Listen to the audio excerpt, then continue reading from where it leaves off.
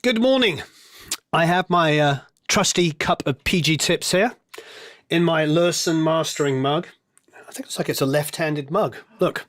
Left-handed mug? Left-handed mug, because it looks like it's a black mug until you turn it around and use it left-handed. And then it says, Lurson Mastering. That's an interesting one. Well, I suppose if you just want to advertise your company to yourself. Anyway, good morning. I was going to say it's another lovely day in Los Angeles, and I suppose it is a lovely day in Los Angeles. Is it lovely for you, Eric, to be driving in torrential rain? I need this change. You need this change? Every once a year, Once a year. Did we have the error cam up? Oh, dear. No error cam up today. The Academy members are going to be very upset that there is no error cam. So who do we have? We have Thomas Jerome Newton, we have Sven, we have Edward, we have Lenart, we have Filippo and Nada from Crownland. Hi. They were our winners of the last Rate My Mix mixing competition.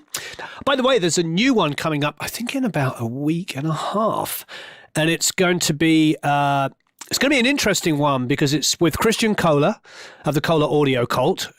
Which if you haven't yet checked out, please go and check out. That's KohlerAudioCult.com.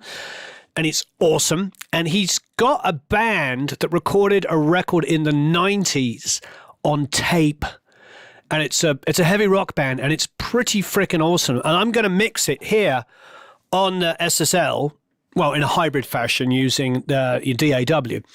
So I'm going to do that, and he's going to show how he mixed it, and then we're going to do a mixing competition. And, of course, you're going to be able to win speakers and, interface and microphones and plugins and headphones and all that stuff. I think headphones. Yeah, we'll figure it out. So who else do we have? We have Tiz Bonis, we have Pete, we have Sven, we have Ken, we have Ray Mears, we have Russell Cameron Thomas. Hello, Russell Cameron Thomas. Dave Cruz, Christopher, Tim, an Ableton Live producer in Ireland. Hi there, Ableton Live producer in Ireland. Real Raven, otherwise known as Axel, Ozzy Butler, Patrick Larson, Mary and Sam. Hey, Mary and Sam, otherwise known as Common Time Productions, for those of you who don't know. Three Dog Recording Studio, otherwise known as Andy. Hey, Andy. Tom Kowalski. As you can tell, we're all friends here. We all know each other. So there's quite a few... there's actually quite a few thousand people now in part of the Produce Like a Pro Academy, and there's a few hundred that come around all the time. Here's F, for instance, who... did very well in the mixing competition as well. Very, very talented person. Lots of incredibly talented people here. Hey, Wolfgang. Hey, Vikram. Hey, Circuit 3 from Dublin. Electronic synth pop artist. Hey, fantastic. Lewis. Kyle. Roy. Hey, Roy. Hey, Mark with a C. Hey, Paul. Hey, Chris Ibbotson. Hey, Luminous Brilliance. CMD. Deering Amps. Bradley. Arthur. R. Gilmore. It's great. What a wonderful collection. What an amazing club. Please hit that like button. It's nice if you hit the like button because then it lets people know. I think YouTube maybe tells more people or something like that. We'll do some giveaways during the stream. Now, for those of you that don't know, this is what we do every Friday inside the Academy. And once a month, the first Friday of the month, which would be today... we listen to user mixes, meaning we have like 100 multitracks or more inside of the Academy, lots of which have lessons and breakdowns. Some of them you see on YouTube, some of them specifically in the Academy. And so what we do is we go through all of that stuff, but then we also once a month listen to mixes that you've done. And so you can bring in the mixes and then we'll mix, critique them. A lot of the time we talk about the production because, of course, it is produced like a pro. So there's a lot of emphasis on production, not just mixing. We do a bit of songwriting. We just kind of get in there and talk about all the wonderful things. If you're not already an Academy member, you can sign up for the 50% off deal, which is down below. And you can join in the fun every Friday. Hello, Deering Amps. Andre. Hey, Andre. Hey, Sean. Hey, Chris Kersey. Hey, Frogfather. Oh, you enjoyed the Genesis video. Thanks ever so much. That was a lot of fun to do. All right. Let's get stuck in. Can you go to the other view, please? Eric. Has he done it? Has he done it? Has he done it? Is it happening? So first up, we have Kim Christensen. And, you put this on a separate thing again. It's Pearl. It says, not finished, but close. The voices are me and my Runa. She always sings well. I'd really like a review of this because I like where I'm going, but I might have gone too far. I understand that. Trust me, when I'm producing, mixing, engineering anything, I can get really carried away on doing stuff and, like you say, take it just a little bit too far. So let's check it out.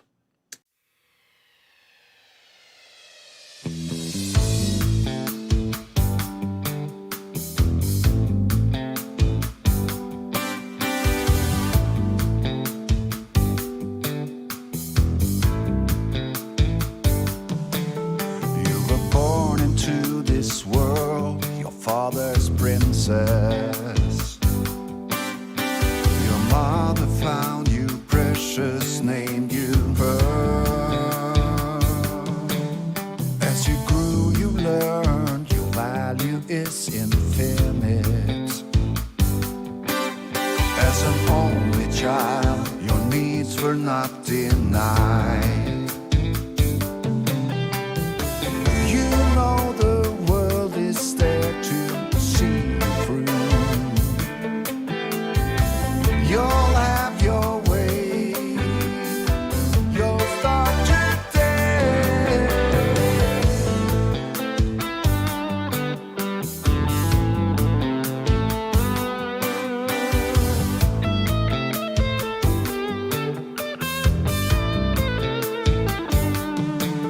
As the years pass, you feel you might been set up. There are others out there that feel they own the world. Some people say that they are better than you. Some friends, they claim you're just a lie. The world feels darker now that you can see. You won't have your way. You just have to wait. Come take my hand now, child. I'll make your time worthwhile. I'll give you reasons why you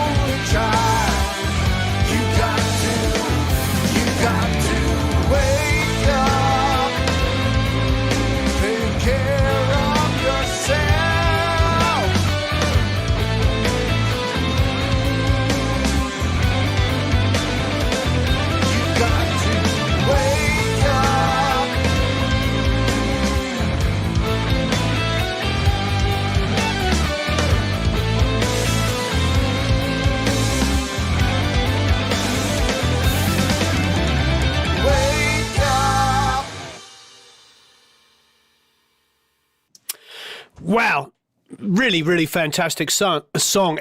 You can tell the level of quality in here is ridiculous. We have obviously all genres. Everybody in here covers all the bases as far as genres is concerned. But I mean, obviously that hits a lot of my personal favorite things. It's a little proggy. It's a little experimental. It's got lots of changes in it. Keeps my interest the whole time. It's no secret that my favorite band is Queen. And of course, Bohemian Rhapsody is my favorite song, which, you know, as you know, has a lot of changes, a lot of interest going on. And this is absolutely phenomenal. It's really interesting. Somebody made a comment and said to redo the vocals because they found them a little maybe not as passionate. I actually like the vocal style, and I get what they're saying, and I don't disagree. But I think there can always be that juxtaposition where not everything has to always conform to the same. Like, there's so many great singers that will go and like, wah! And that.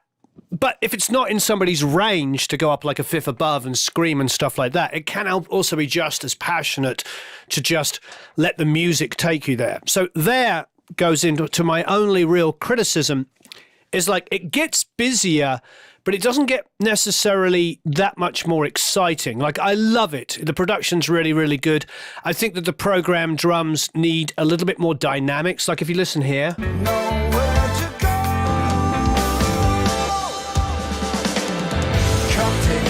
You know, I'd want that to be. It's a little. It's probably the best way to describe it, Kim, is it's maybe like 5% too safe for me. Just a little bit too safe. Somebody's mentioning Alan Parsons, which I think is a good analogy because even though it doesn't, to me, sounds like Alan Parsons, it doesn't have that kind of cinematic orchestral thing that Alan's stuff did. But what it does have is a little bit of an MOR thing, just a little bit too much, a little bit too modern. You know, a bit more adult-orientated rock kind of AOR thing. I think it needs to be just 5% more dangerous. What I would do is I'd get in there on the mix. I'd grit up the guitars slightly more, just a little bit more, like a little bit more high mids, 3 to 5K grit, just a bit more crunch on them, so not quite so safe. Time worthwhile. I'll give you reasons why you ought to wake up. I would make that just a little tiny bit thinner on the guitars, just wipe off a tiny bit of the low end. Chris was pointing out between the bass, which I think is programmed, isn't it? It sounds programmed to me.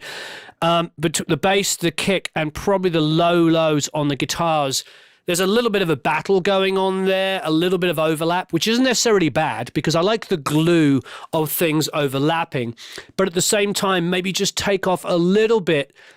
Less emphasis on the rhythm guitars being quite so thick. Just high pass them ever so slightly more and just give me a little bit more grit so it's down out instead of. At the moment, you have a listen with that in mind. Ought to wake up. The world is cruel and wild. I won't deny. So it just needs like 5% more high mid attack on the guitars, just a little tiny bit, a tiny bit of lows taken off, so it's just a little bit more aggressive all around. You know, it's subtle. I'm not saying change it so dramatically, but like a dB of boost in a 3 to 5K range, just a little bit. You know, that could be done on a Pultec, you know what I mean? Something that's quite broad and very musical, sweet sounding, like a dB of it. And then just slightly more high passing on the guitars, just a little bit. So it's a little bit more of the grit of the guitars. That would make it so much more exciting for me.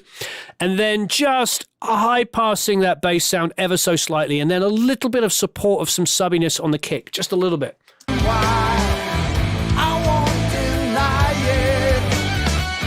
You're such a lonely child. You got to wake up.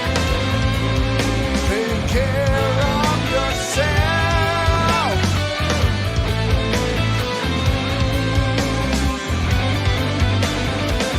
You got to wake up.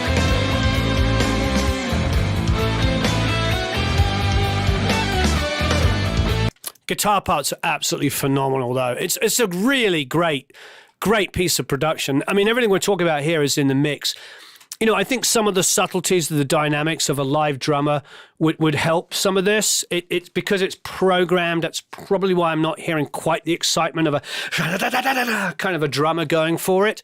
But these are subtleties, and they've got to be made up for in the mix, And then I think for the vocal, probably to make everybody happy, I think a little bit more aggression in the vocal tone, a bit more grit, a tiny bit of saturation on it.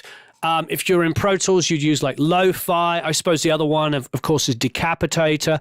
And I'm not talking about full-blown, but just a little bit of, just a little bit of edge to it, I think would help everybody out here, because there is a comment about the vocal being just a little bit too sweet and not going with the band. Like I said, I don't mind that as a juxtaposition, but I think maybe the way to solve it is just to put a little bit of energy and grit in the vocal. Come take my hand now, child. I'll make your time. It just needs a little. Come take my hand now, child. I'll make your time worthwhile. I'll give you reasons why you ought to wake up. The world is cruel and wild. I want it. See how thick it is on the guitars, the bass, and the kick on this section here. The world is cruel. It's like really, like you hear me say, it's stodgy. It just needs a bit of clean up there, so there's a bit more definition, and it's not just. So like getting back to that idea of a little bit of subbiness on the kick, a little bit stronger high passing on the bass, and a little bit stronger high passing on the electric guitars, with a tiny bit of 3 to 5K, something like a Pultec that's just a sweet kind of general boost. A dB of it would solve the problem entirely. These are subtle things, but they'll really open it up. And also that big thick low end would help the compression on the master bus, because it won't just be the only thing feeding it. Thank you, Tom. Yes, please hit the like button. If you're new here, and so we do this every week with the Academy.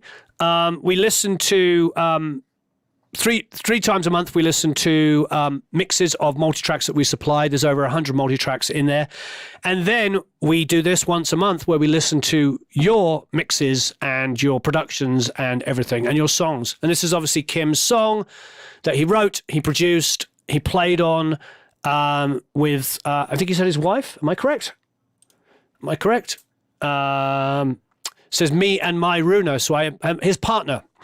And yeah, so absolutely fantastic. Great work, Kim. I really, really appreciate it. I think those subtle things, that little edge on the guitars, little edge on the vocal, cleaning up the low end, and I think the mix will come to life. Okay, next up is the Temple, and we will do a giveaway for those of you that are not yet members of the Academy. You can join for half off at the moment, so it's $99 whopping. That's for a year. That's for a whole year. You can do it down below, and you can also stick around, and we'll give a few away. All right, the Temple. So it's Tim Temple, not the Temple, Tim Tempo, and it's Aim to Misbehave. And Tim says, no notes. Okay. No notes. Was there no notes, or did he write no notes? There was just no notes. Okay. No. Eric says no notes. Here we go. Dum-dum.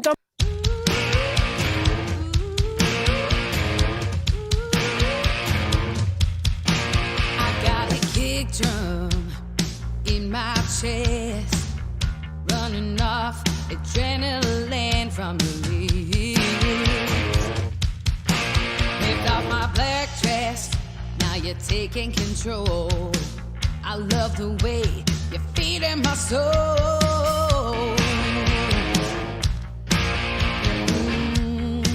Let's go.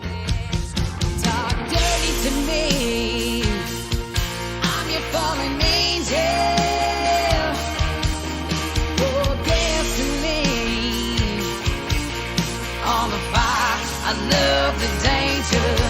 You're what I crave, baby. It's like poison running through my veins, and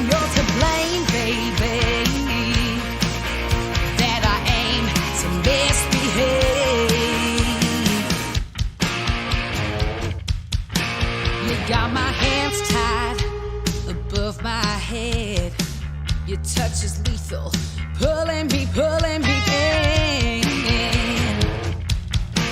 Now hold me closer, I sacrifice. So with no mercy, your body on mine.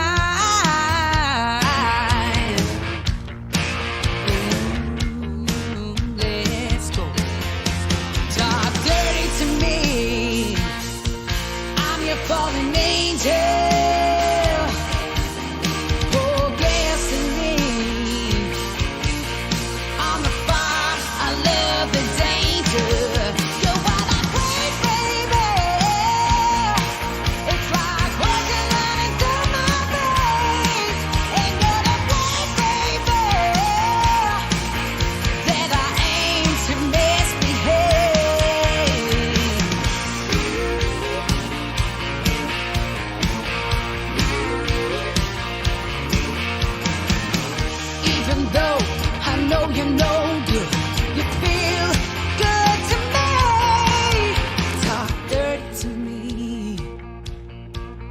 Fallen angel,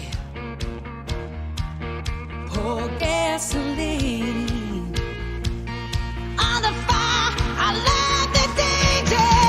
You're what I crave, baby. I'm your fallen angel. Pour gasoline on the fire. I love the danger. Talk dirty to me. I'm your fallen angel, and you're the blade, baby, that I aim to misbehave.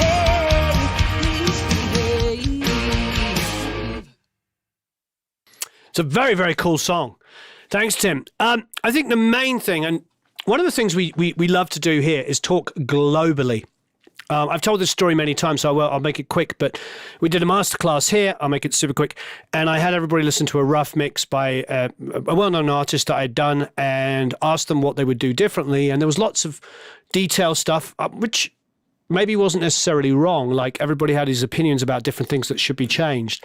And then I just told them, if you made the drums slamming in this mix, all of those problems would just go away. And it's about finding global things. Like, what's the biggest change that you could do with this mix? First of all, it's a great song. I love the vocalist. Lyrics a bit racy at times. What was it? The hands tied above my head. I was like, "Wait, hey now, Eric, you listening to these songs?" It's great, but the bass is the biggest issue for me. It's all low end. It's just, and it's not driving the song. A song for me like this in this genre should be P bass, pick, and grit. And if you want to play it with the fingers, that's fine, but it needs to have that da da da da da da da da. Imagine now, if I just drop it into the song, imagine a bass with like some grit and some grind, you know, that piano-y kind of da da da da da da. Have a listen. It's there, you hear it for a second, but then it just disappears out. Sometimes it's like, oh, that's great, and then it's just not, it's inaudible. You hear it there, you're like, oh, that's good, but then it's just not poking its nose out. So what it needs, you got that ring dong dong dong dong dong dong dong. You hear the pick, you hear the P bass, that rung dong dong dong dong dong. Yeah, jazz bass as well. You hear that Fender sound, that dong dong dong dong dong. It needs to be exaggerated.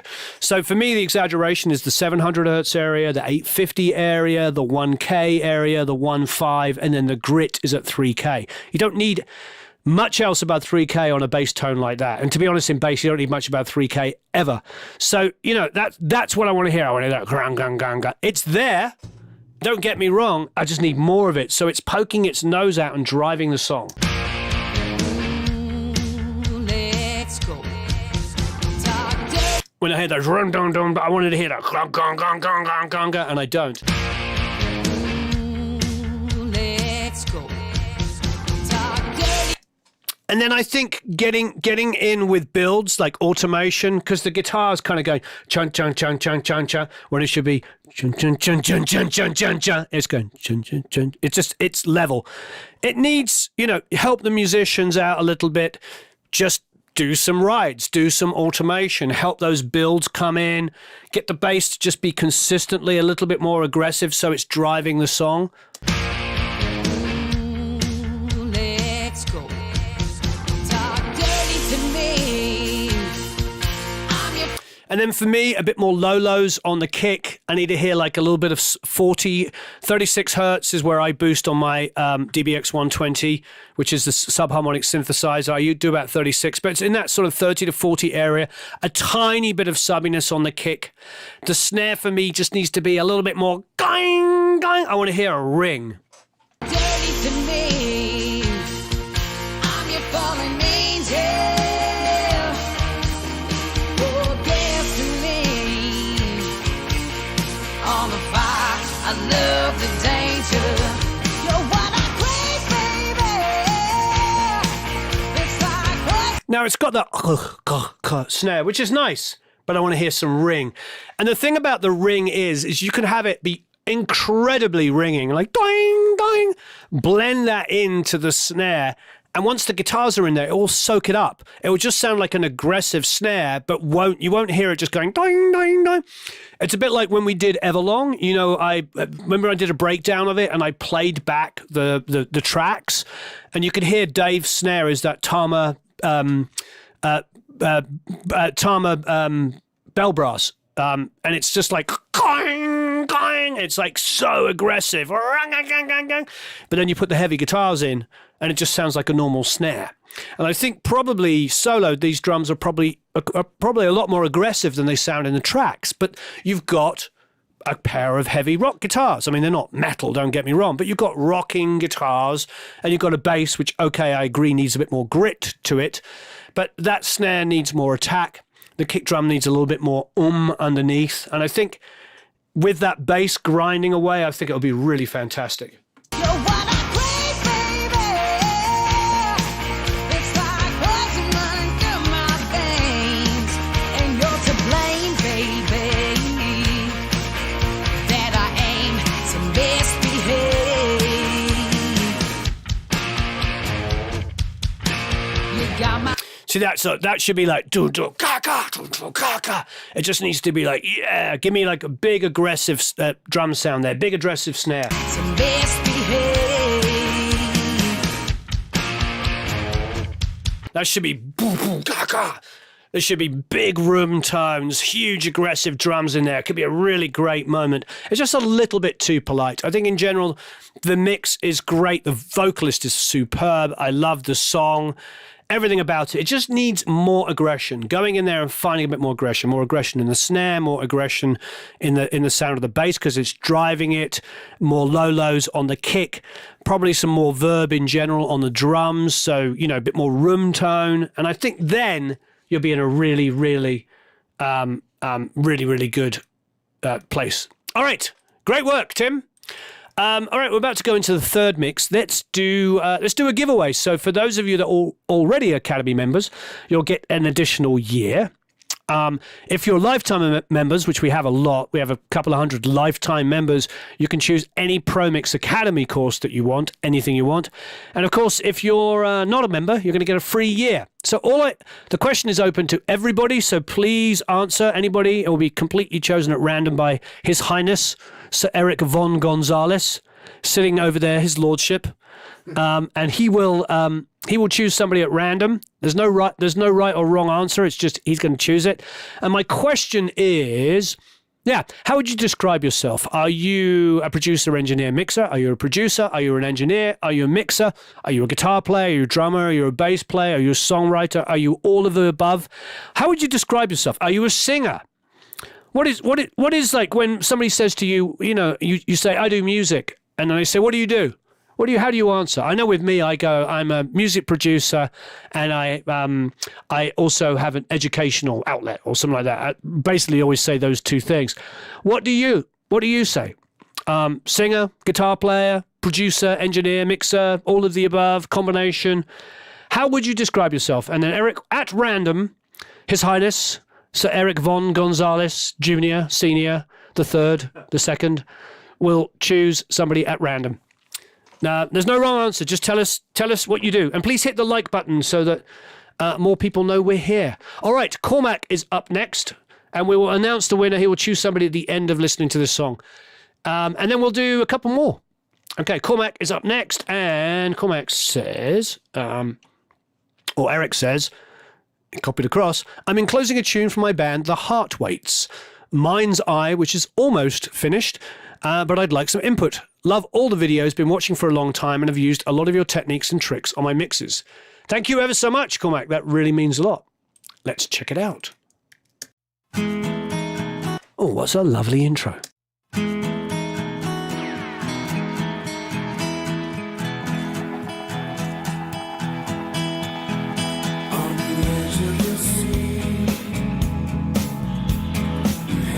Each word, all the lips are sweet. You look away. Out of luck and out of days. She was the one that got away. You're so consumed.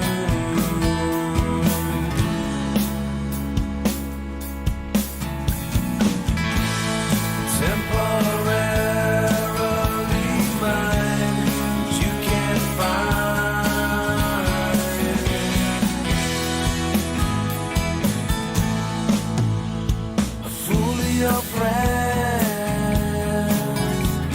Sweat pours down as you make amends. You're so fucked up.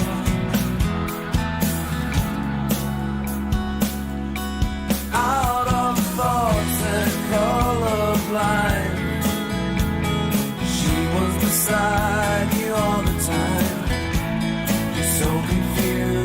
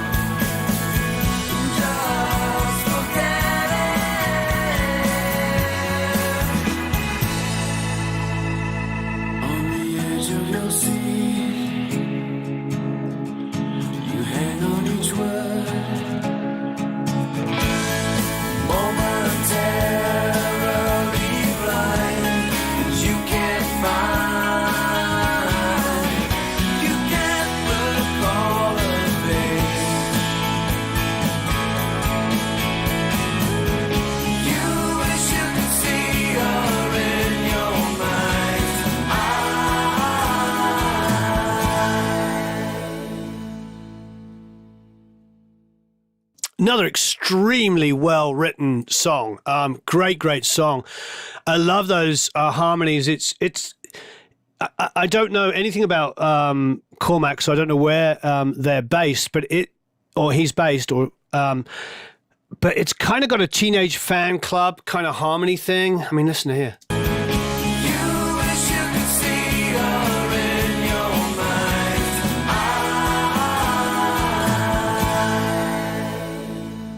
I love the harmonies. Bandwagon-esque is one of my favorite records, by the way. We need to do an episode on it. Masterpiece. It's a great kind of indie pop, really well produced, well written track. Out of luck and out of... Yeah, you're right, Dave. Yeah, also dodgy. The band. Out of luck and out of days. Congratulations to Crackly Software, a technician, not a musician. I construct music, I don't play music. Oh, there you go. If it were me, I would say that the kick is a little too nice and polite and tight. I think I'd like to hear a little bit of low-lows on it. If I was just for the demonstration purposes only, not to be done on a master bus, it seems like obviously there's been some mastering, or at the very least, quite a lot of master bus compression, EQ, and limiting put on it, as I'm sure you've all noticed. Again, we level match all these. You can see the first track is at minus 3.3, the second one is at plus 4.8, and then this one is at minus 8.6. So we level match everything. So there's no oh, this is louder. So I'm just putting a bit of 60 here, for instance, and boosting it. Let's see what it does with the kick.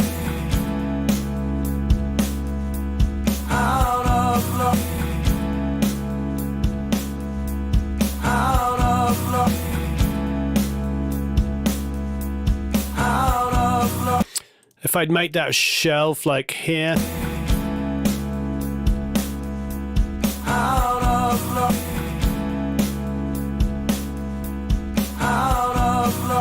So I think, the kick having a little bit of love, a little bit more 60, a little bit of 40 that will come up as a result. You don't need any more 80, 100 in the kick. It's already tons of it in there. That's where it's kind of shelved at the moment. It feels like it's emphasized on an 80 to 100 area. I think a little bit more 60, dragging up some 40 would just make it a little bit more satisfying. One of the things that we talk a lot about in the Academy, which I think is super, super important, is this is great. It's got a very retro, cool way, kind of, Teenage Fan Club, Dodgy, a lot of those kind of pop indie bands, which I absolutely love. Great songwriting, great production. But we live in a world now where everything has super lows and super highs. Whether you're listening on earbuds or through massive speakers or whatever, everything is mixed now to have 20 hertz to 20K, and it's just being used to the nth degree. So you have to kind of compete on that. It doesn't mean you need to put 808 subs on everything. Of course not. But just allow it just a little bit more. So just make it just a little bit more modern by just giving me a little bit more low lows on that kick. You look away, out of luck and out of days. Love, absolutely love that. Is it a Nashville tuned acoustic? It's great. Thank you, Tim. Yes, please hit the like button, everybody. And we'll do another giveaway in 3 more mixes. Out of luck and out of days. She was the one. You could be right. Drummatic says in Nashville, maybe the room acoustics played something in the kit mixing. It's possible. I actually think that this is a really well mixed drum kit. I think Cormac did a really good job. And in the modern world, it will work. And probably a good mastering engineer would go in there and put a bit more subbiness on it. The only thing I would say is when I put that EQ and brought up the low lows, it also brought up too much low lows in the bass. So it wouldn't necessarily be done on mastering. It needs to be done on the kick itself. Out of luck and out of days. She was the one that got away. So consumed.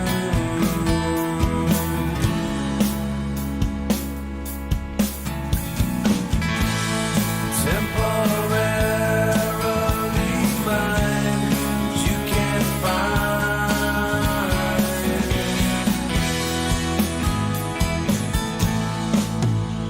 A fool of your friend. Nikki's question, I mean, that is the whole mix. You're saying, what would you do when mixing Billie Jean, Rhodes, kick, snare, hi-hat, and toms? You've just got to, we talk about it a lot, and it can be applicable here, for instance. You've got to make sure that the kick drum on the lows inherits its own space. So boosting 50 or 60 hertz is very typical. That comes down to EQs that were used on Neves were very musical at 60 hertz. On API, it was 50. Those are frequencies you're very familiar with. Some people go as high as 70. There are Pultecs that have 70 hertz, but that area is where you would boost typically the low lows on your kick. But you've got to be careful. You don't want to bring up too much 80 to 100 because then it will smother the bass guitar. So your bass guitar should be living with a nice amount of 80 to 100, just warming it up a little bit. Your toms can get in that area of 80 to 100 as well because they're played occasionally. The only time you have to be careful is if there's toms playing consistent parts. And if they're playing consistent parts, you might get a huge build-up of the floor. So then you have to get in there and just EQ for a section where maybe the bass is playing eighth notes and the toms are playing as well. You have to get judicious about how you do it because otherwise you'll have too much low end build up between the two. Then for your snare, typically, because of Neve EQs and APIs, people would boost around about 200 on API, 220 on a Neve. That's a great place to get in for the bottom low end on a snare. It's not to say you can't get in below that 150, 100, but that nice area of 220 on the bottom of a snare is really, really tasty. So typically, that's the sort of solution to what you're saying there. As far as the Rhodes is concerned, you have to be careful. You want to listen to the Rhodes and the bass guitar together and make sure they're not inheriting the same place. Because if the Rhodes is playing a lot of left hand, it's gonna sit all over the top of the bass guitar. All right. And if you didn't get all of that, you can rewind the video and watch it. Yeah, for me, I think just a bit of low lows on that kick there would really, really help me. I love these guitar parts here, Cormac.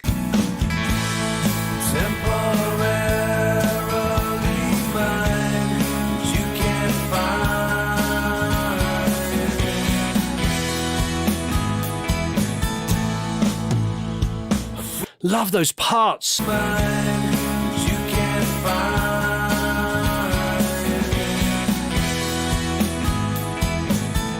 Live mixes, you mean of live bands? Yeah, all the time. If one of these songs was recorded live, I'd review it.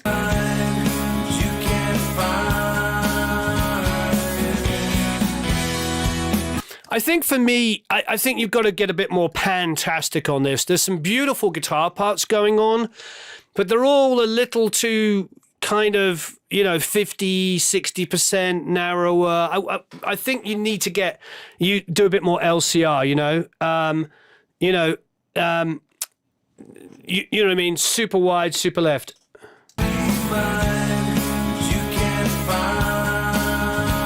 Like something really far over here, something really far over there, just create a bit more space in it. I love it. And I think the guitar parts are very, very, very, very well constructed. I really do. I believe you did a wonderful job. But just see if you can use panning a bit more effectively. Maybe some really close, short reverbs around guitars or whatever, just to make them unique.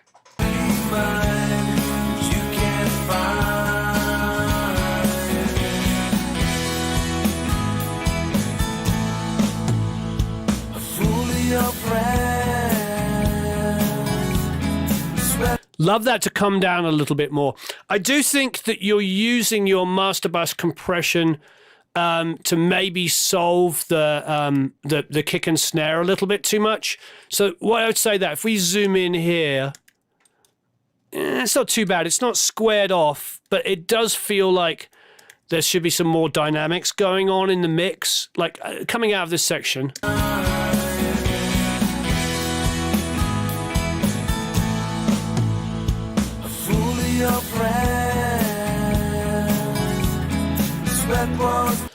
I think maybe strip something back there, because that this section coming down here, and then when it comes back in, I think it just needs to come down a little bit production wise.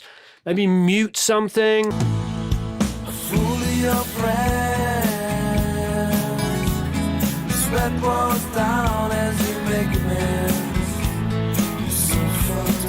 We do this with the members once a month. First Friday of every month, we listen to members' mixes.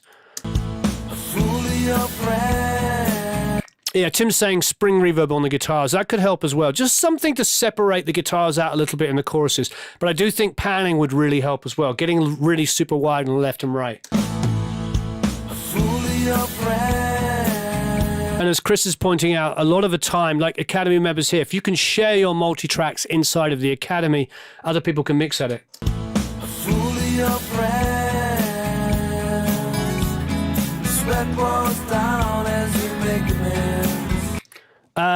Toshiko, that is exactly correct. Said, what was the signal flow from console outboard gears like preamp and compressor? And that is exactly right. You're going to go microphone into preamp, and then preamp into compressor, compressor into DAW, and then DAW output goes into the SSL. You've got it exactly right. Oh, I see what you're saying. No. So yeah, DAW to SSL. So mic pre, compressor, DAW, so the interface, so into your interface, and then out of your DAW interface to monitor on the SSL for mixing. One more time. Mic to preamp, preamp to compressor, compressor to your interface with your DAW. The output of your interface from your DAW goes back into the SSL for monitoring and mixing. There you go. It's a beautiful song.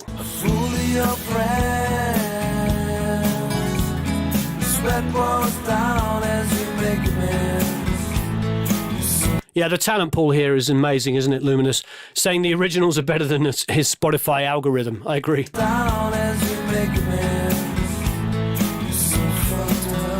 Really creative guitar parts here.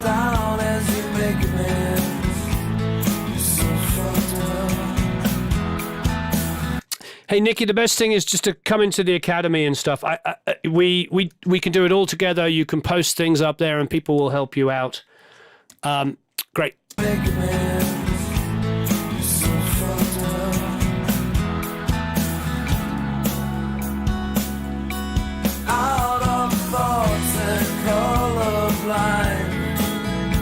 You can tell I'm really enjoying this song.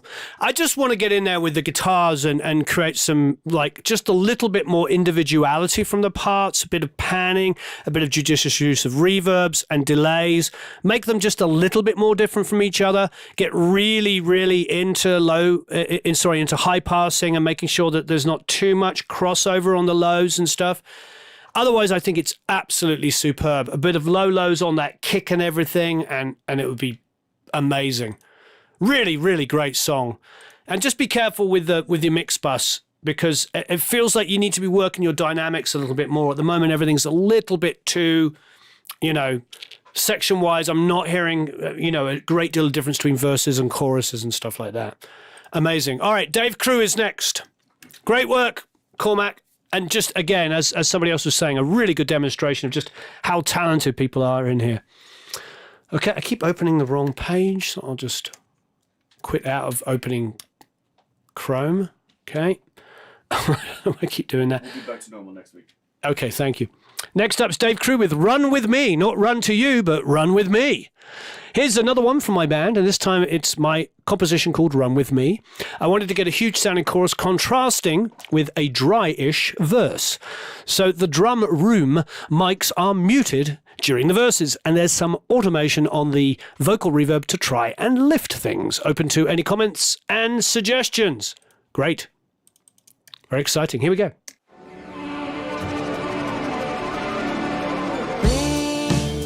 I'm on an all-time high. Feel like an never die. Come down and touch the ground. Now I don't wanna get down to where I used to be. There's nothing there for me. I wanna stay like this, climbing from the abyss. There's not many things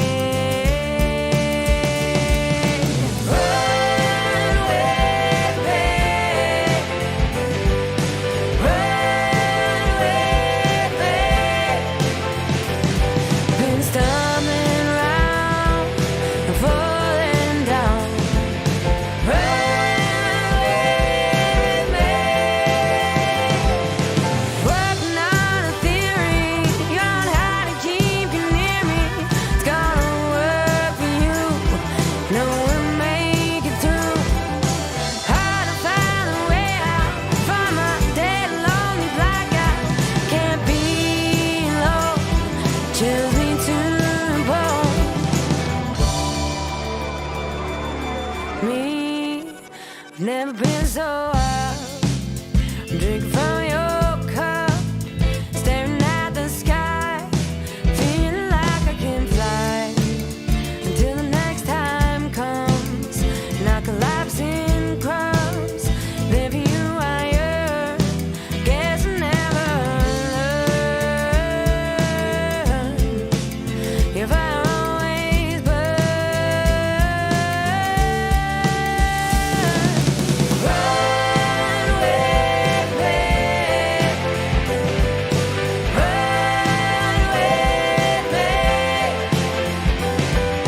run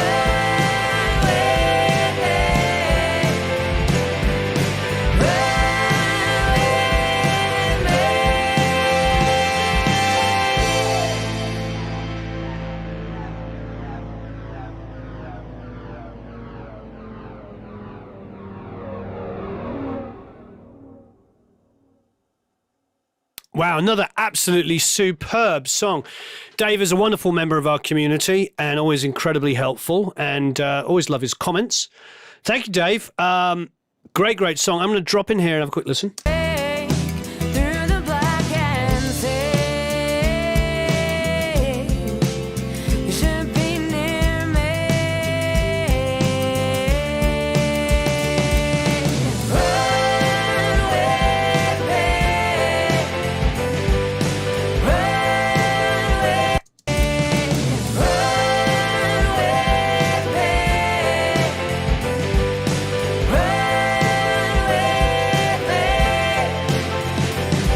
been stumbling.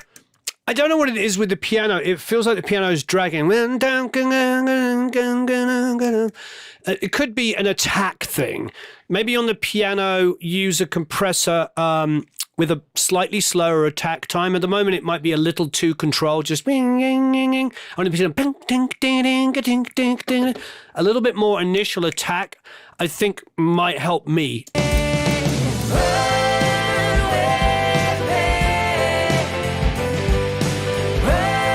There, it just feels like it's drifting.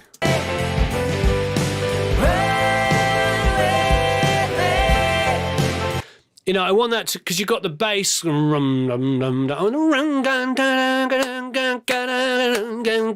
moment, it's kind of.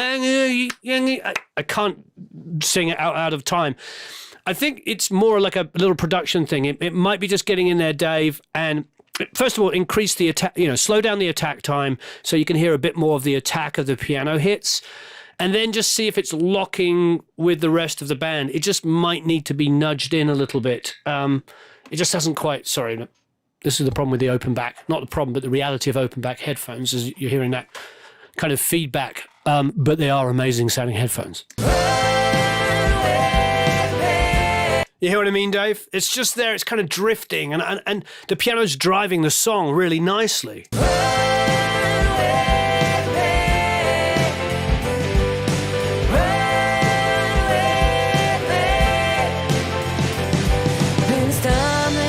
The headphones, they're Odysseys. They're what the model called again? They're the most popular one. They're LCDXs.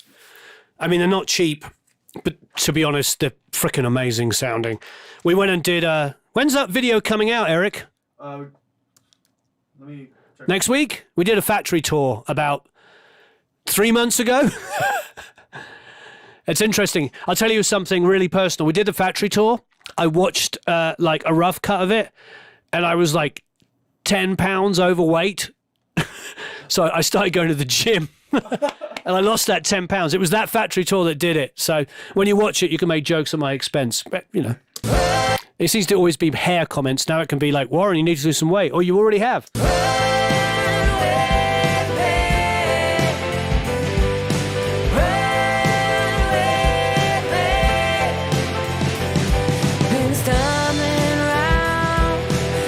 Yeah, factory tour, yes.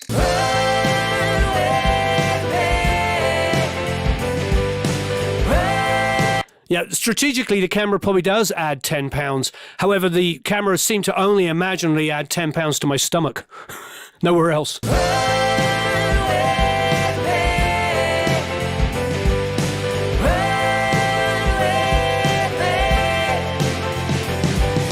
Joey says I'm worth my weight in gold. Well, I'm now worth £10 less.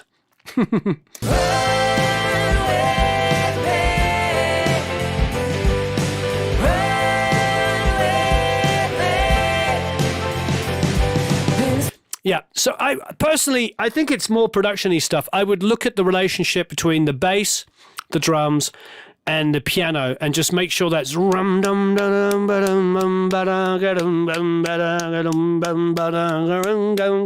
just get it to lock. I don't mean grid it. I don't mean make it absolutely perfect. Just nudge it around a little bit so it feels like bomb, you know, that it's driving and you know.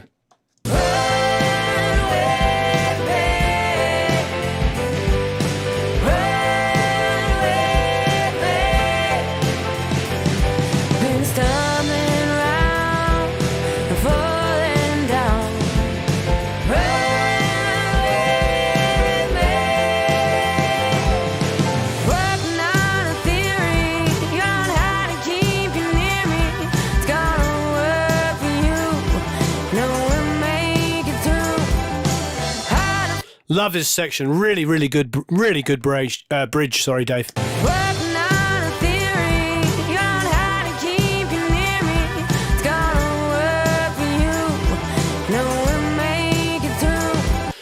I think in general, a little bit. I would personally put a little bit more effects on the vocals. They're a little bit dry for me. And just a little bit 600, 700, 400 kind of. There's the 400 in there that could be pulled out, the 600 and the 700. It's really stupid of me to do what I'm about to do. But if I go and grab an EQ, which is going to ruin the whole track because I'm only doing the thing, but I think it will just help illustrate. This is not what I want you to do, but like if I just take.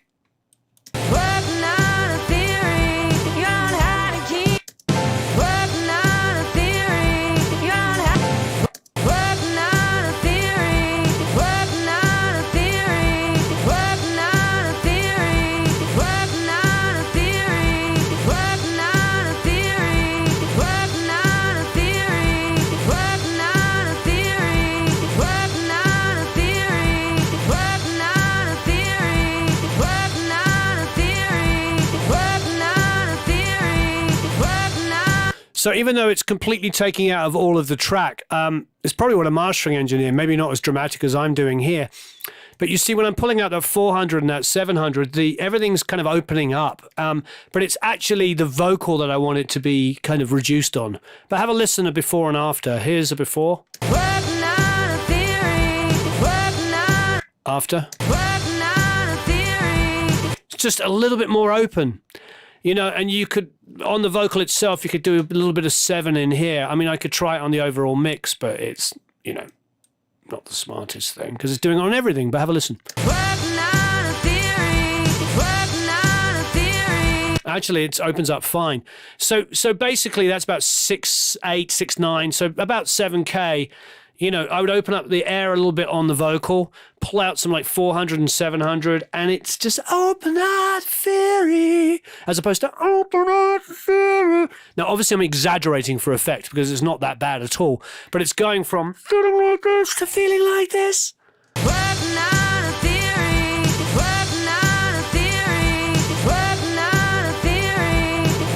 See, listen to it. She's like, and then hear it open up.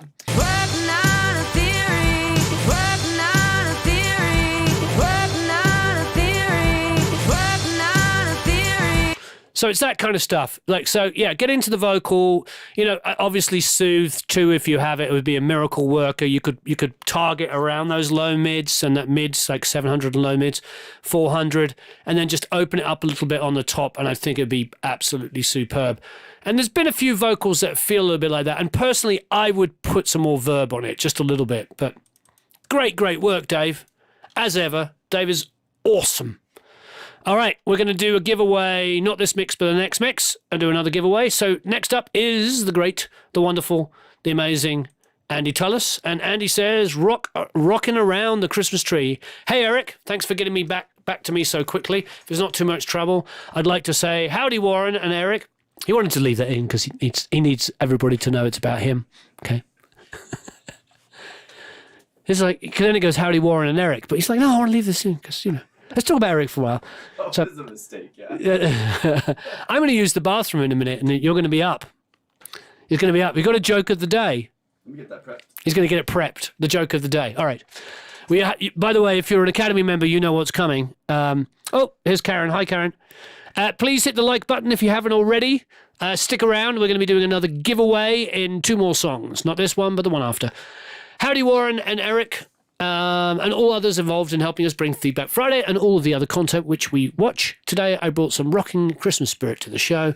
My band, Ocean Highway, version of Rockin' Around the Christmas Tree, and even dressed in our favourite ugly Christmas sweaters and made a video to go along with it. I suggest you crank it up, and thank you for a wonderful year. Merry Christmas and Happy New Year. Andy's lovely wife, Linda, is singing. The drums, bass, mixing and mastering by Sergio. Thank you, Sergio, another Academy member. Recording and guitar was done by Andy. Background vocals were Emma, Maggie. Special guest on violin, Sabrina Tabby, who's in a string quartet that's up for Grammy nomination. Congratulations. Thank you again, Andy Tullis from Ocean Way. Okay, let's check it out.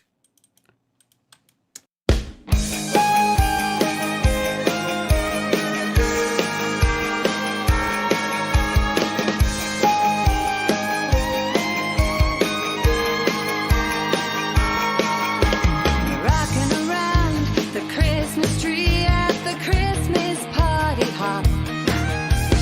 Mistletoe hung where you can see, every couple tries to stop.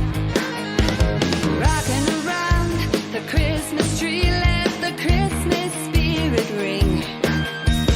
Later we'll have some pumpkin pie and we'll do some caroling. You will get a sentimental feeling when you hear voices singing, let's be jolly, dance the whole thousand holy, rocking around the Christmas tree, have a happy holiday. Everyone dancing merrily in the new old-fashioned way.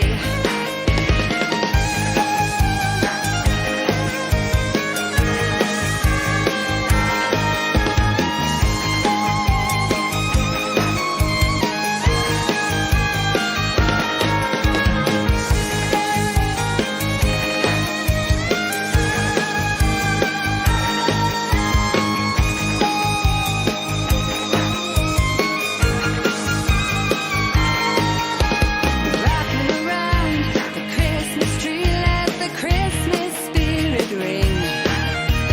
Later we'll have some pumpkin pie and we'll do some caroling.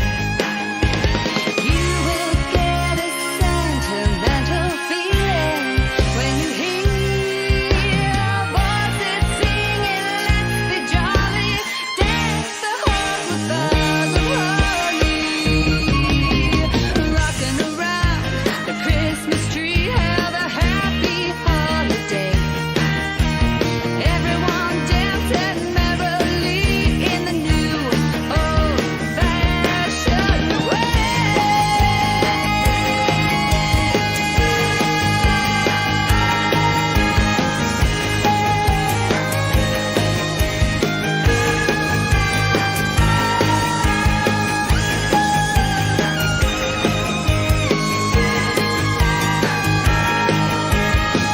Merry Christmas, everybody!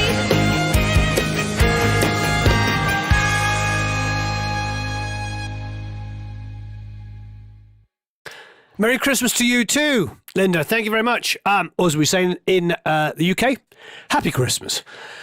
I love it. I love it. It's just kind of some mixed things for me. Let's just go into this section here.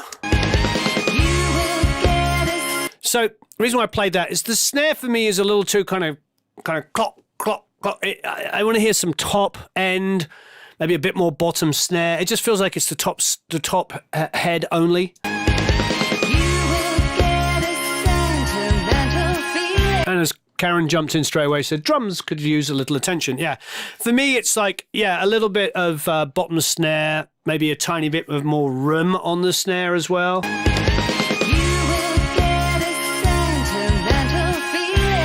think Chetty's saying the same thing. I think we're all focusing on that snare. It's loud, but it's just kind of clock, clock, clock, clock, clock. It doesn't have a, there's no like bite to it. I think it's just volume that's making it cut. I think if it was brought down ever so slightly, sitting a little bit more in there would really, really help. But it would have to be a bit brighter, a bit more, yeah.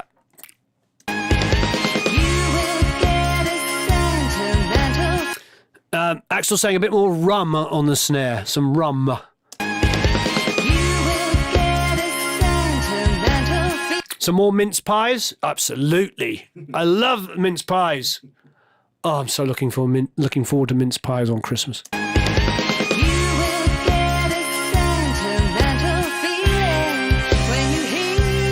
Hi, Roy.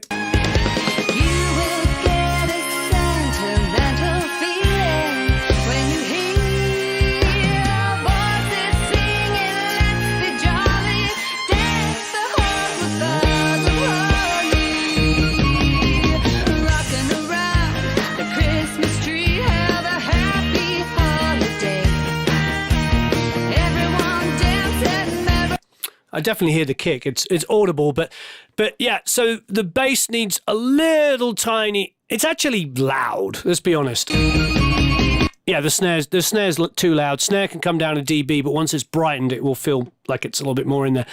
Now the kick, I can definitely hear it, but it needs a bit more lows on the kick. I think in general the drums could do with a little bit more ambience. I think a bit more room on the snare, a bit more room on the kick. To be honest, maybe just a tiny bit. I know it's more popular to do a super dry kick, but I feel like this have some energy, like a drummer playing in a room.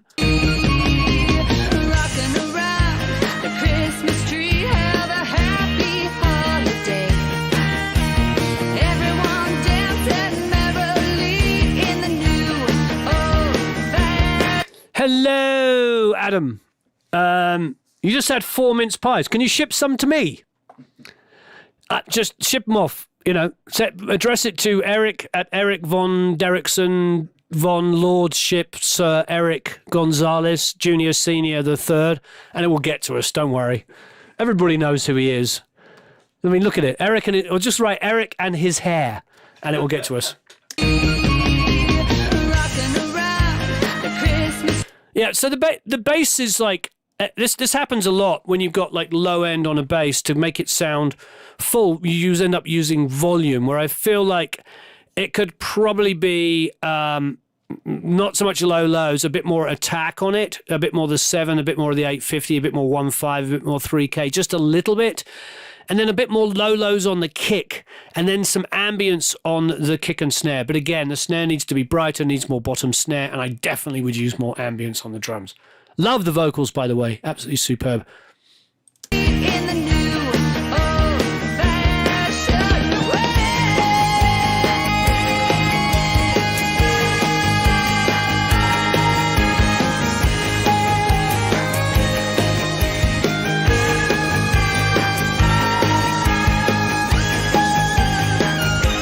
Tesco's finest. Who doesn't love Tesco? Tesco rocks.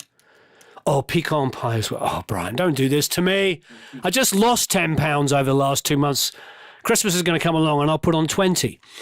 All right, absolutely superb, Andy and Linda. We love you dearly. You did an amazing job. And now I'm going to hand over the reins to the one and only Eric von Derrickson, his lordship, and he will tell you the funniest joke you've ever heard. Anyway, so ask him anything. He may answer. May. Ugh. Hello, everyone. I know, now all this talk about pies is just like, pecan pie. I had a pecan pie, surprisingly, for the first time maybe when I was like 20 years old. I mean, that was 8 years ago, but still, like, having your first pecan pie at 20 years old, and I was just, like, mind blown. I highly recommend it, Christian. If you've never had a pecan pie, it sounds weird because I'm not a crazy fan of pecans, but man, is it good. And yes, smash that like button, everyone, please. Is that what this is? I don't know what's going on with my hair. I didn't do my hair. My hair just is today. I do have some jokes. Thank you, Tim, for sending this link because you were right. And I looked up the link. Tim sent me an email with some jokes a while ago. So whenever I need to go look for jokes, I just pull up the link right now because, I got to have it prepped for you guys. So here's one. Two jazz guitarists meet in a bar, and one says, "Yeah, man, I bought your last album. It was awesome." To which the other replies, "Oh, so that was you." Ba-doomps. There's the joke. I apologize to everyone who's watching this publicly. This is just what I do to kill time. Well, the non-members that have no idea what's going on. Luminous. Jazz, baby.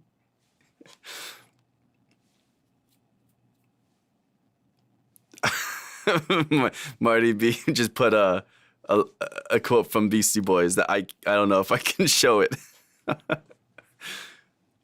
Pecan pie truffles. What? Oh, the jazz guitar one is a classic. That was my first time hearing that one.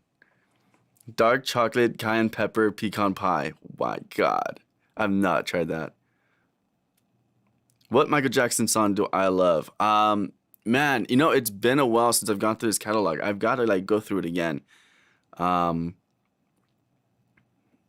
Just to double check. Because, it used to be the the main ones that would be like Billie Jean or I can't even think of the names right now. It's been that long. Am I tired of this Seattle weather in SoCal yet? No, I feel like it's just started. Right? I think so. Can you turn all the knobs behind you, please? Ha! I can. I just have to make sure I recall the desk again. I don't have this saved. Oh yeah, off the wall. There is another joke here that I actually wanted to say too.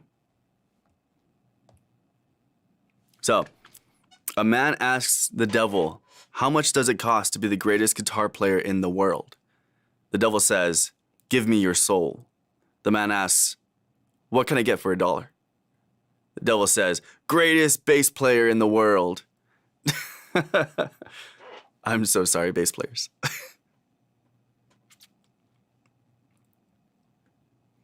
What of Winter Nam? Winter Nam, that's going to be it's going to be in April, I think. I think they're slowly trying to move it back to where it usually was, which was January. No jokes, please. That's the last one, I swear. But I actually like that one. That was a funny one. I didn't see that. Yeah, Tom, I've redeemed my joke telling. Is Warren still using an SSL desk? If not, ask him if I can buy it from him. Seriously, we do still use it. That's the thing. It is still used almost anytime we're gonna do every time we're gonna do mixing an album and all that, because he goes hybrid. It's like in the box, then coming out to the console, and then printing off a 2-track back into Pro Tools.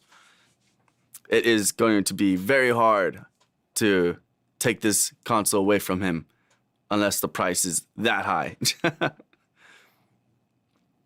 Oh yeah, the $2,000 a month electric bill. That's the thing, and it blows my mind because the power supply for it's so freaking huge and loud. But they all say that the CPU of not the CPU. Oh, I guess, yeah, the computer itself, that it's basically equivalent to an old iPod Nano, like the iPad, iPod Nanos, like the tiny ones. So like that little tiny thing compared to the freaking huge SSL computer. Nikki, I did not. Nice, Nikki. Yeah, mixing the Michael Jackson tracks are always fun. They're always really cool to just like solo them out and hear what's going on and just have fun with it.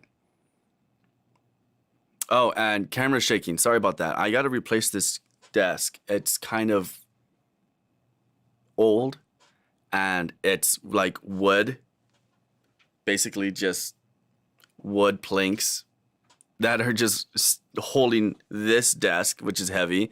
I wouldn't be surprised if at some point this is just going to collapse at any random moment. Probably not good. So I should replace that before that happens, especially before it happens live, because that would not be good. Get one and check out the modern SSL computer replacements. Yeah, that's always a thing. I mean, there's like the Tangerine and stuff like that. Plus, I mean, the SSL, the new SSL desk, well, I don't know how new or old it is, but it was at AES. What's it called again? Someone else might remember it. Was it Genesis or something? That one was cool. Warren was talking to Chris Lord Algie about the desk and kind of going over some stuff, and they looked like they were just having a good time. And Warren was really excited about that. Nathan, you can submit your original tracks to the Academy. We go over the original tracks every first Friday of the month, and out of everyone that submits, we just pick 10. We could only do so much. So we do 10 every Feedback Friday episode because these take also 2 hours-ish. So the first Friday of every month are original tracks that Warren will listen to and review and get feedback on. And then the other 3 Fridays will be multi-tracks that we give, which we're always expanding on. And I'm pretty sure there's probably 2 or 3 that are missing off the website that I need to put up. Origin. Yeah, that might be it. Genesis is the Neve one. That could be it, yeah. Welcome, Mike. California screwed up the power grid. Yeah, I mean, that and definitely the public, like the train system. I mean, it's good as far as I know, but I've never taken like, New York's or I haven't been to England yet, and I know like the train and whatever, everything's public transportation is just like the way to go. It's just so well built. Right? Think so? I'll find out. Okay, was it the world's funniest joke? It was a good one. I liked it. What was the joke? Let's see. How many hairstylists does it take to do Eric's hair? Speaking of that, I need to go get my next haircut. Think about your Kim Jong Il, whatever it is. You got to go back to your Korean dictator haircut that you love. So it's not a pun joke. It's not a pun joke, okay? So a man asks the devil, "How much does it cost to be the greatest guitar player in the world?" The devil says, "Give me your soul." The man asks, "What can I get for $1?" Devil says, "Greatest bass player in the world." Oh. I apologize to the bass players. Ouch. He obviously doesn't know Jarko. Oh, I saw the documentary though. It's so good. Oh, you did watch it? Yeah. Yeah. Yeah. All right. We're big, we're bad, we're back. Why am I not hearing? Oh, you unplugged the headphones? Oh, yeah, just to... Stop the feedbacky stuff. All right. Ralph Vader or Vador is up next. Hey, Ralph. Hope you're well. And let's open it up. Let's go to text here. And Ralph says, it's in time and I am a beginner. Oh, great. As you can see, we have beginners in here as well. Oh, we need to do another giveaway. So, it's a giveaway for 1 year membership of the Academy. If you're already a member, you'll get an additional membership for free. And if you're a lifetime member, you can choose any course you like from Pro Mix Academy. And if you're none of those things, you're going to win a year's free. So firstly, will you just hit the like button? I see we have like 300 people watching. Thank you ever so much. So just let me know. What do we need to know? We found out what you do, whether you're a producer, an engineer, a mixer, or whatever. Let's think. What do I want to know? Lots of stuff. We've asked about what you record on before, but it's always a good question. I'm just going to make it easy. Who's your favorite artist?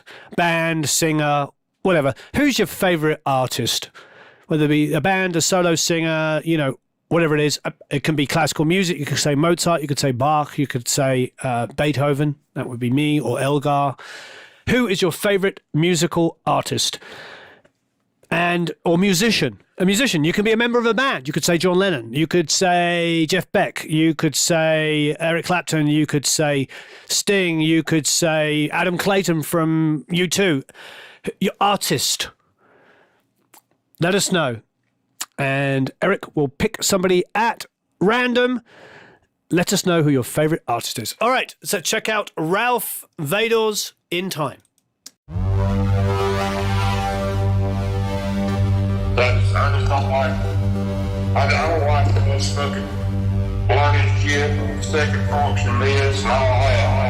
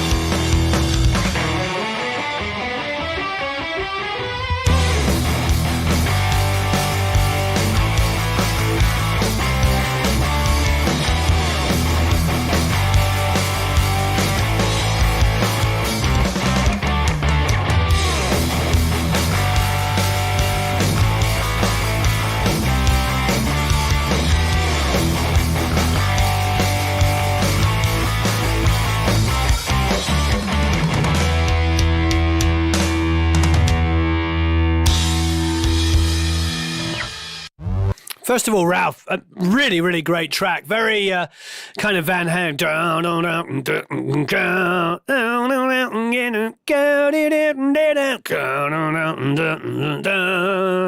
It's very Van Halen in a really cool way.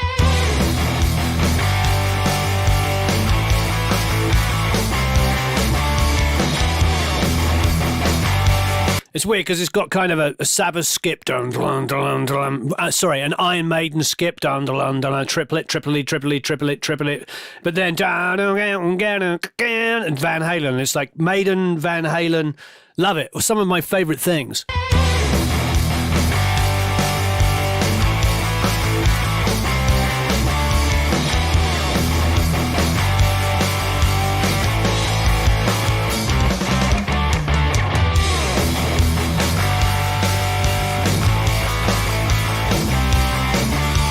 I think for me, First of all, as a beginner, superb work. I love the drums. It's a bit splashy on the cymbals. I wasn't reading anybody's comments there, but probably other people noticing it. A little splashy on the cymbals, could do a little bit more control, but I love the room tone. It feels very natural classic rock.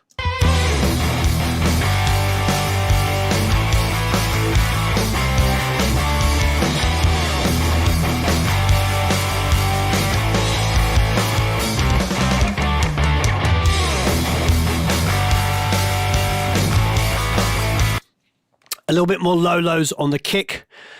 Maybe the tiniest of control on the low end on the bass. Maybe a little bit more compression down there just to control the low end. It's really subtle. I mean, the reality is like there's a lot of records from this sort of period of the late 70s, early 80s, which sound a lot worse than this. So, you've done a great, great job. Love to hear a vocal on it. If you could get somebody to sing on it, I think that would be amazing. Oh, by the way, Eric, who won? Winner was River Mint Official. Who? River Mint Official. River Mix? Mint. Oh, River Mint Official. And what did River Mint say? Brian Adams. Brian Adams. Thank you very much. Did you watch our Brian Adams videos? I think we have a couple. Wonderful work.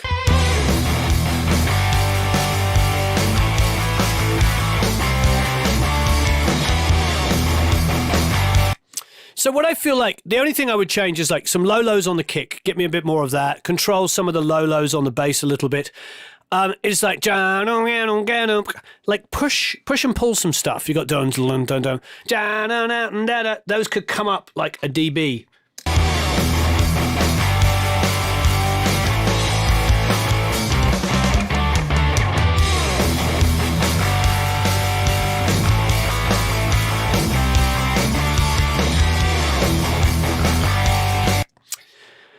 I feel like once the low end on the bass is controlled, actually the guitar will start to come alive a little bit more.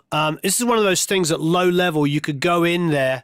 Once you brought down the splashiness of the cymbals, could go in there and do some really slight, rides in the guitar, just so like some of those little moments can really come out. It's really very, very superb. I mean, I really want you to put a vocal on it. I really do. Some Van Maiden or Iron Halen. It would really be amazing with the vocal on. Really great work. And as a beginner, I'm really impressed. Excellent. All right, Enzo is up next. And let me get the right one. Enzo says, "Hi Warren and all, I've been playing just for fun with friends for more than 20 years. It's French pop rock with funny lyrics, rock festif, and as we prepare a big party for our singer's 50th birthday, I got all our recordings of our first albums out of storage and try to apply what I've learned over the years. Thanks to your excellent YouTube channel and your great guests. Special thanks to Mark Daniel and his dog. Find attached the 2004 mix of Rentre chez toi, our show ending song. There are already so many things I would do differently. Maybe you'll find interesting comments regarding the 12 strings, the lead guitar, or the sound effects." Excellent. Let's listen to it.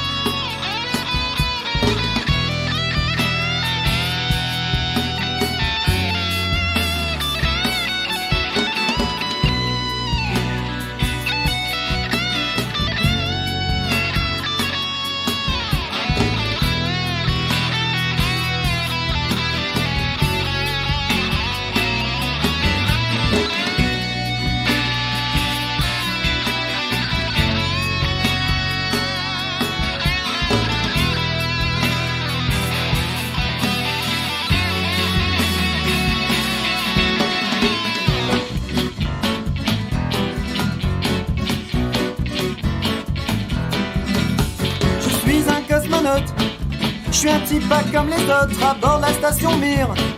J'ai la lune en point de mire, je suis un cosmonaute. Même si j'ai pas le droit de vote, je plane au-dessus de la terre. Bien plus haut que les montgolfières et je tourne en rond dans ma station. Et j'en ai marre des rations. Je veux rentrer chez moi. Rentre chez Je veux toi. rentrer chez moi. Rentre chez toi. Je veux rentrer chez moi. Rentre chez toi. Je veux rentrer chez moi. Casse-toi.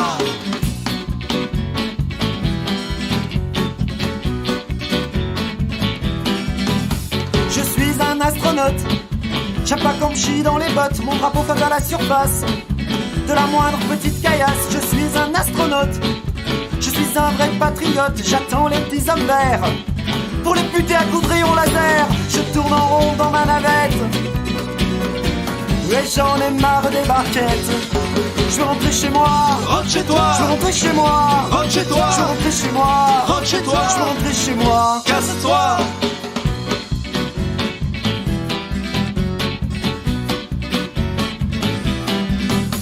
Je suis un spationaute. Je suis un type pas comme les autres. Je tourne tout autour de la Terre dans une petite boîte en fer. Je suis un spationaute. Et j'emmerde les internautes qui voyagent dans leur tête et qui oublient de faire la fête. Et je tourne en rond dans ma capsule. Et j'en ai marre des pilules. Je veux rentrer chez moi. Rentre chez toi. Je veux rentrer chez moi. Rentre chez toi. Je veux rentrer chez moi. Rentre chez toi. Je veux rentrer chez moi. Casse-toi.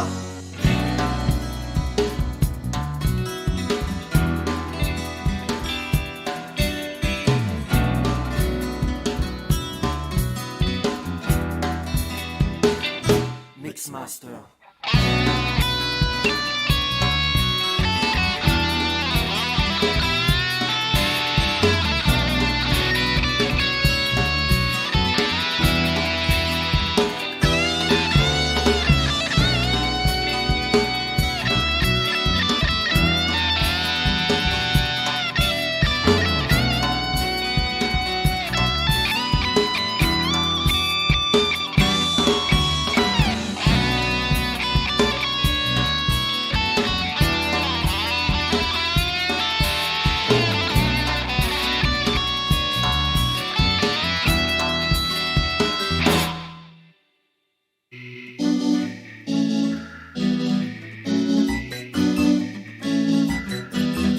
Je suis un rastanote. Et dans l'espace je flotte, je squatte une comète. Et je me déchire la tête, je suis un rastanote. J'avais invité tous mes potes à venir manger le space cake à bord de la Rasta Rocket. Et je fais des ronds sur cette comète. Mais j'ai perdu ma grosse boulette.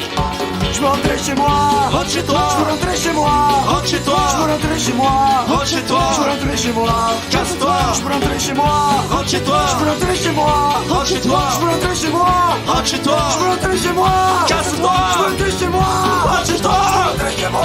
Rentre chez toi. Je veux rentrer chez moi. Rentre chez toi. Je veux rentrer chez moi. Casse-toi. Je veux rentrer chez moi.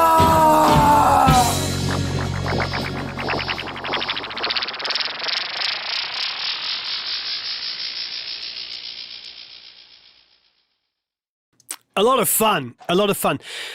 You asked about mixed stuff, and I have to remind myself and everybody here that we are called produce like a pro. So we do have an emphasis. There's a lot of talk about mixing and stuff, but for me, the things that I think could be maybe improved a little bit aren't necessarily so much about the mix, strangely enough. Because it's fun and quirky, I don't listen to it in quite the same way. I sort of enjoy a little bit of... Amateur is the wrong word, but, when you listen to, like, Weird Al Yankovic, when you listen to one of his tracks, you don't sit there and dissect it on Perfect Production because there's some fun to it, and this has got a lot of fun to it. I really, really enjoyed it. So the things I was thinking of were probably, really obviously, the sort of late 90s keyboard sounds like this.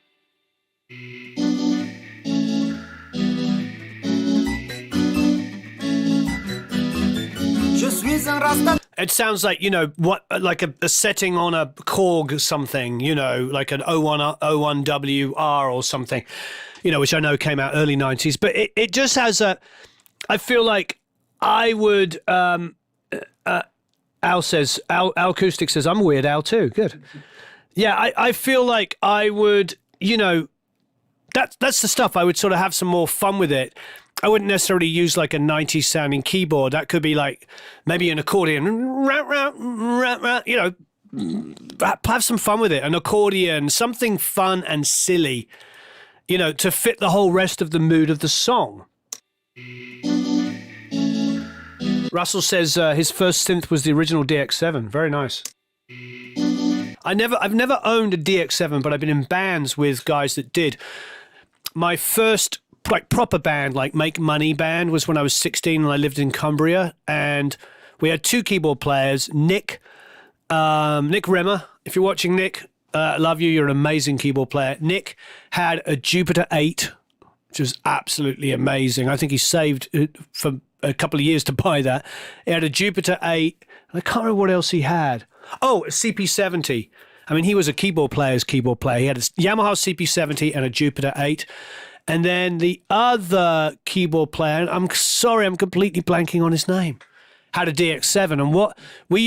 And it was great. We used to, with that band, we would do originals and cover versions. And the thing about the DX7 I always loved is you could put it through guitar pedals and just really have some fun with it. And we did some really, really fun things with it.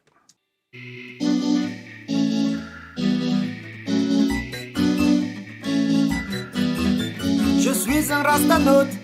Yeah, so I think I would quirk it up a little bit more. I think production-wise is what I would do. Now, I know this is back from 2004, you were saying. I would just have some more fun and make it even more quirky. Change out those sounds for like an accordion or a piano, like a tack piano, ging, ging, ging, ging, and just make it a little bit more timeless. One of the problems with using synths of the sort of 90s variety is they don't really have a timeless quality. I think a lot of the 80s stuff and definitely the 70s synths just kind of like, you know, Fat Moogs and Prophets and stuff like that are very timeless. But those kind of Korg synths that we loved, those O1RWs and even the M1 from the late 80s, early 90s, are great synths, but they tend to be, you know, sample based. There'll probably be a time when they're a little kitsch and come back, but they don't quite have that lasting quality of a synth that, you know, you can manipulate and all that kind of stuff. A melodica is another good idea from Paul, yeah.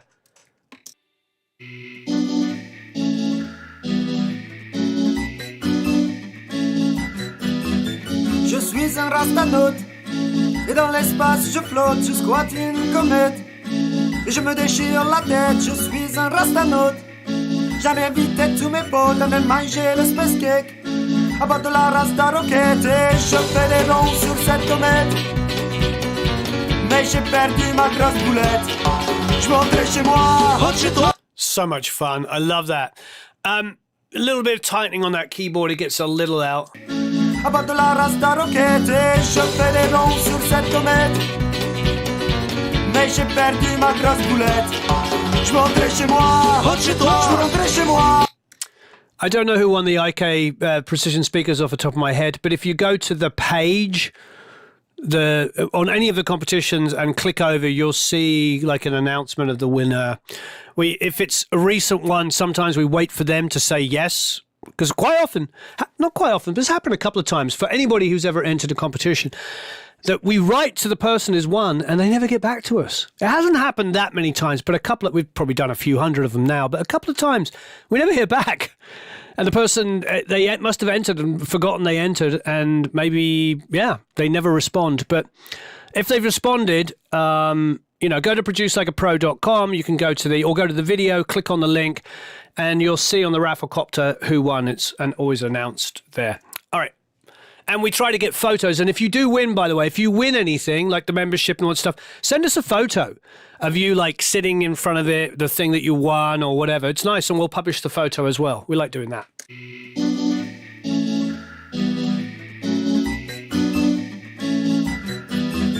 Je suis un rastanote. Et dans l'espace je flotte, je squatte une comète. Et je me déchire la tête, je suis un rastanote. J'avais invité tous mes potes à venir manger le space cake à bord de la Rasta Rocket. Et je fais des ronds sur cette comète. réveil, j'ai perdu ma grosse boulette. So it gets a little out of time there on the piano. I think it's great. I think it's really, really cool. I would just make it, if you do have the multi-tracks and you go back, I would just quirkify it even more. I would have some fun with this. You know, I'd really make it quirky. I like the tack piano approach, accordion, you know, any kinds of ideas, and make this really, really cool and fun. Great work, Enzo. Really, really enjoyed it. All right. Just 3 more to go. We have... Next up, we have Johannes. And here's our demo song, Post Love, that we're working on. Oh, great. I love this. One in progress.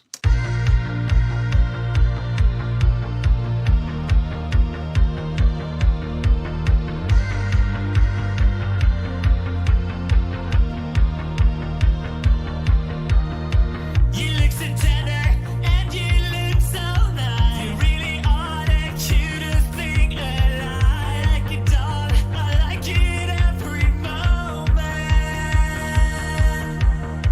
But when I wake up in the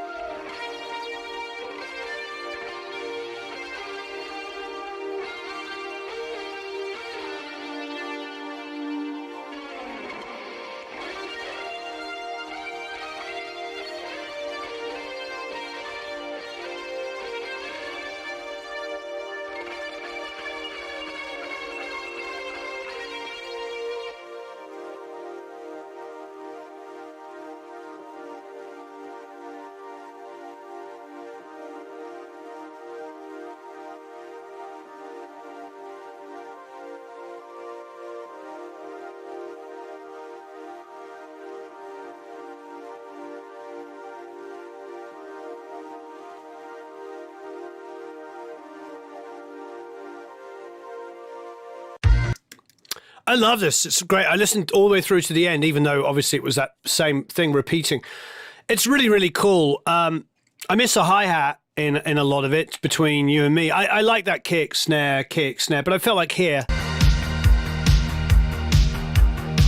I mean, what's interesting is that unda kind of bass. You hear the pick. It does that it does add some movement because you hear the pick sound.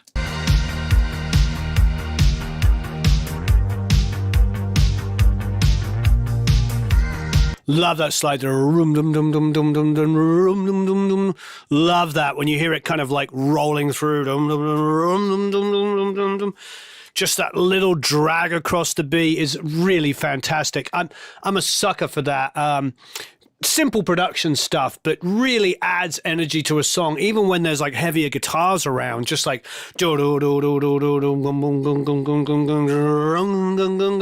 it just, very satisfying. Simple things like that can really, really make production. The bass and drums are super tight. Obviously, the drums are programmed, but really suit the song well.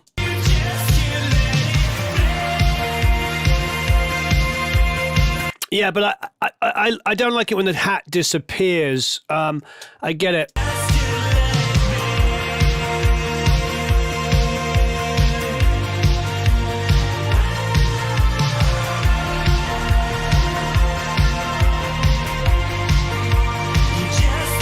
I think there could be some room for some arpeggiated stuff. I think somebody else was mentioning that would just kind of move left and right.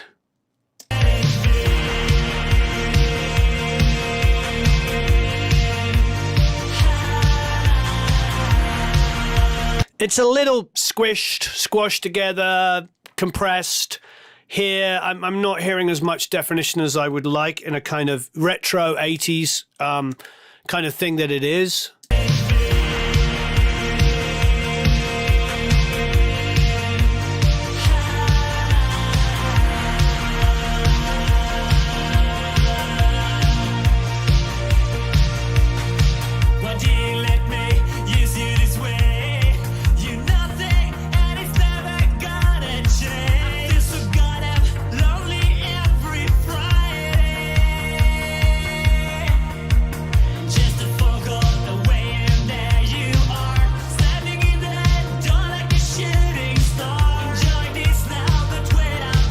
I love the delays on the vocal. They're fantastic. Yeah, just make sure, Bradley, that you're listening. It's not a dumb question. Make sure you've got it set to HD, because if you go anywhere below HD, so I'm listening on, I went on 1080, but if you went down below that, anywhere below 1080, the sound quality is just really diminished dramatically. Sometimes people say to me, I hear distortion, and they're listening at 360. And that, yeah. So make sure you're on at least 1080. I know sometimes people actually find they can't access that. Maybe it's the speed of the internet or wherever they are. Yeah, German lyrics. Those of you that follow me know I'm a huge fan of lots and lots of music. Obviously, a lot of prog stuff. You can hear me talk about that. But I'm a huge fan of like Neu and Kraftwerk and Tangerine Dream and all Connie Plank stuff. There's episodes coming on that. Huge fan of what is lovingly called krautrock. The late 60s all the way through the mid to late 70s was dominated by German synth pop. It was some of the best in the world. And then us in Inglaterra, us British people, we in the UK, we took German synth pop and put disco in it. And then we got Joy Division and New Order and all that stuff. But it all came from German synth pop with, American disco. That's how you get, Love Will Tear Us Apart. That's how, there's a lot of Neu in that, obviously. If you watch my video on that, we talk about Neu quite a lot.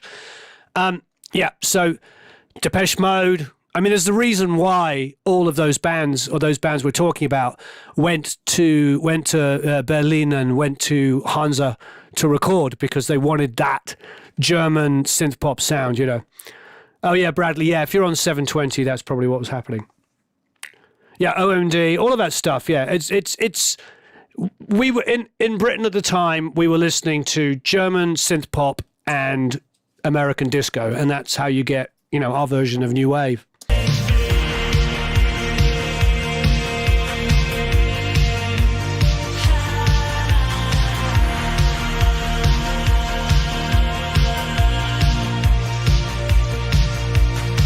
Why do you let me use you this way? You're nothing and it's never gonna change. I feel so goddamn lonely every Friday. It's a little stodgy for me. You know, guys and girls, it's a little too low middly. It just needs a little bit of carving in there. There's a lot of build up, you know, because the synths have got some lowness on it. I know you're saying it's a demo. I don't actually think it sounds like a demo. I think it has a great energy to it. But I would try some more ear candy stuff on the left and right, whatever it might be, whether it be an arpeggiator, which a couple of people suggested, some movement. I'm not a big fan of super high pitched hi-hats. I'm just not. I like, you know, I almost would do personally, and I know this happened a lot on some of my favorite tracks in the 80s, they would use kick and snare, you know, drum machines, but they would play a live hi-hat to it. This could be a really good track for that, to take your kick and your snare, but have somebody play a live hi-hat, so it's a bit more like and a bit more mid-rangey and a little less pss, pss, pss, pss, pss. That frequency never really did it for me. It doesn't help the song move. It's fine. You hear, but you don't hear that when you get like a mid-range. It helps it move, you know, because your ears are super sensitive in those mids. The high stuff can just get irritating to me. So that would be my thing. If this is the demo and you want to keep tracking on it, maybe put a real hi-hat in there with a bit more mid-range. And then just get in there with those low mids on the keys, on the bass, on everything, and just carve it out a little bit. You know what I mean?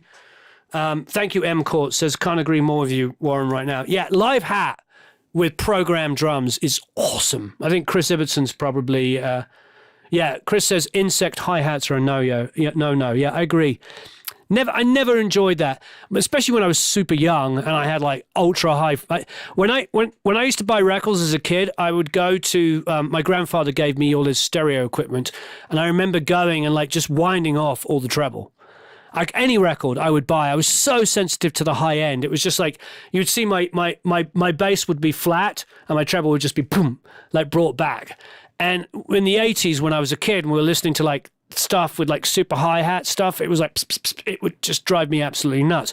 Now I'm a little older and I don't have that super high frequency hearing that I did when I was like 13, but still I find it a little annoying up in the area, and I don't think it serves the song just to have it.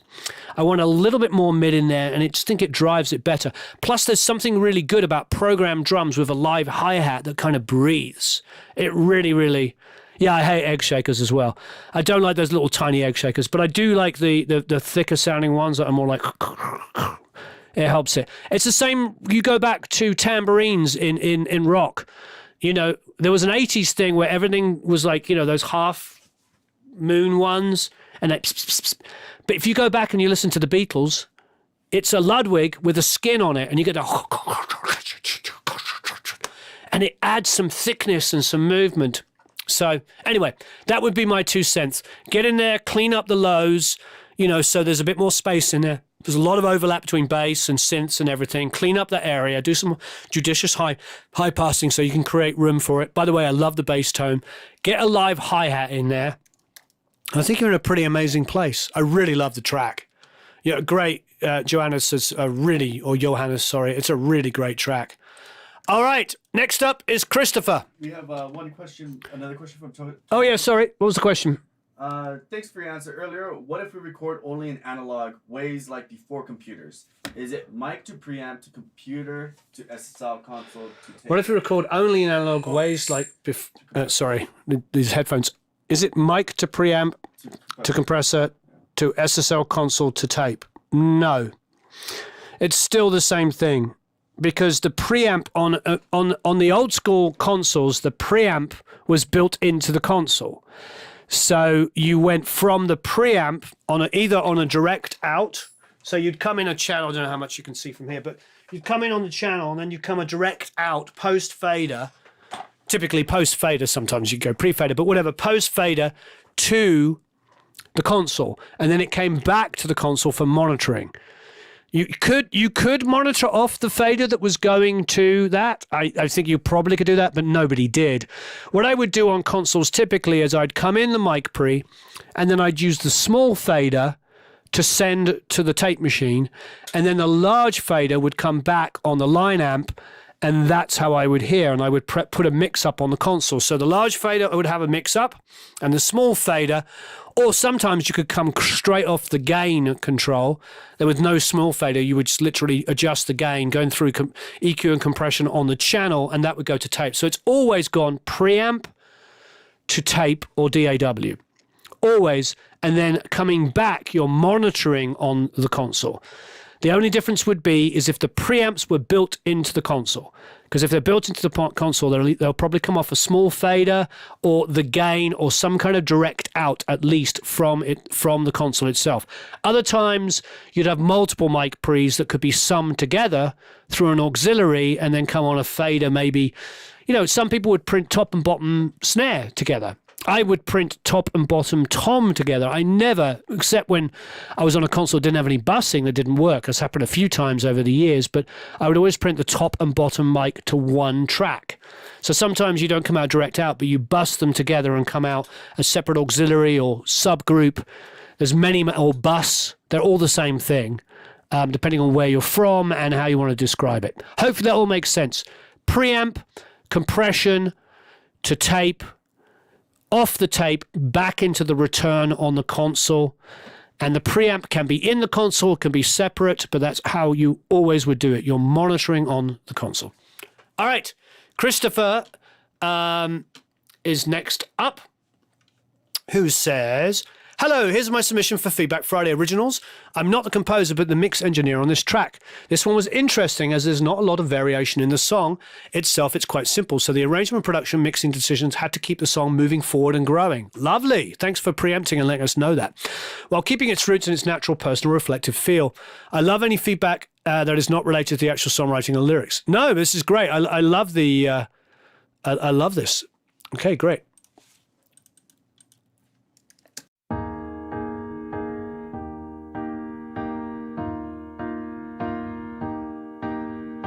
Old friend,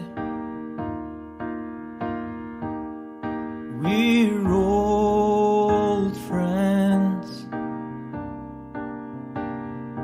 We've known lovers and liars who've all come and gone, but the bond here between us is still going strong. Old friends, still standing like bookends. As kids we were dreamers, daring to fly, wild and reckless. Somehow we survived.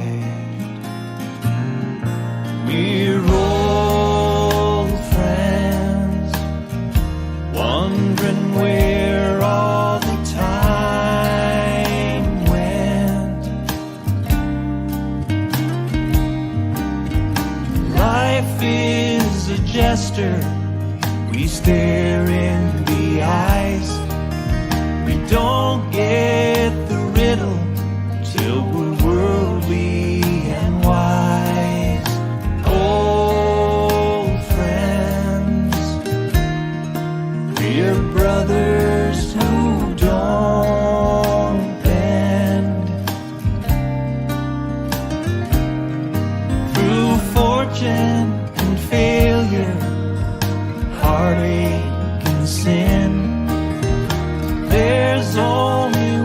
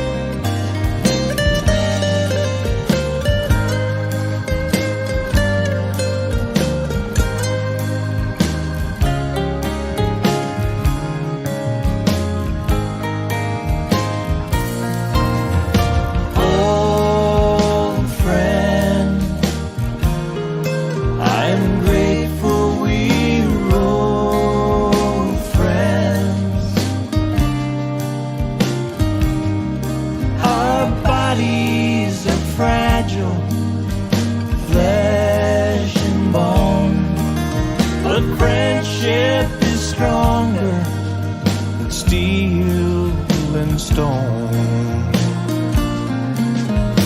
Old friend, we're old friends. Old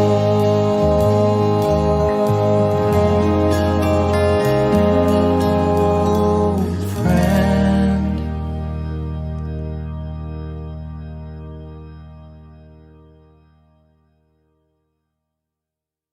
Wow. Yeah, I think I think it's an absolutely superb piece of production and mixing. You know, without focusing on the song, and I can tell why you want to focus on the mix and the way it's built, because the reality is like, I think I've heard old friends. I mean, how many times do we hear old friends, old friends, old friends, old friends, old friends, old friends, old friends? It's a great song, don't get me wrong, but I get it. It's very, very repetitive in the songwriting. So yes, you do. It's a good song. Don't get me wrong. I love it, and it's very well performed and very well recorded. But you're right. It is going to be about the mix. The only thing I would say is that the drums here. We're old friends, wondering where. Kick and bass relationship is superb. One of the best here so far today. I love the low end on the kick. I love the bass relationship here. We're old friends, wondering where all the time went. Love the trem kind of wom going on here. Where all the time. Let's go to here. Old friend, I'm grateful we're old friends. Our bodies are fragile, flesh and bone. So it's interesting. Now there's more stuff coming in here, but it's not a huge amount different between the chorus when the first band comes in. We're old friends. There's a side stick, and here there is, I'm grateful we're old friends. and there is, of course, you know, a snare. But it's not a huge amount of difference. So for me, I would probably subdue the drums a little bit in the first chorus that the band comes in. We're old friends, wondering where all the Go back a bit. light broken. Maybe take the trem one, and either bring it down dramatically here or take it out. We're old friends. That's what I would do. I would make it bass, drums, and piano here with the side stick. And then here, when the last chorus comes in, then you bring in the trem kind of one. Old friend. Because yes, there's some highline melodic stuff in this section, which is absolutely beautiful and very well mixed. I think it's a mute. I think it is a mute, the tremmy stuff here, because it's adding thickness and low mids. Yeah. And Tom's saying the same thing. He would go without the tremolo. I think just mute that there so that when it comes in here, everything's thicker. And then once you've muted it, think maybe about bringing the drums down a dB.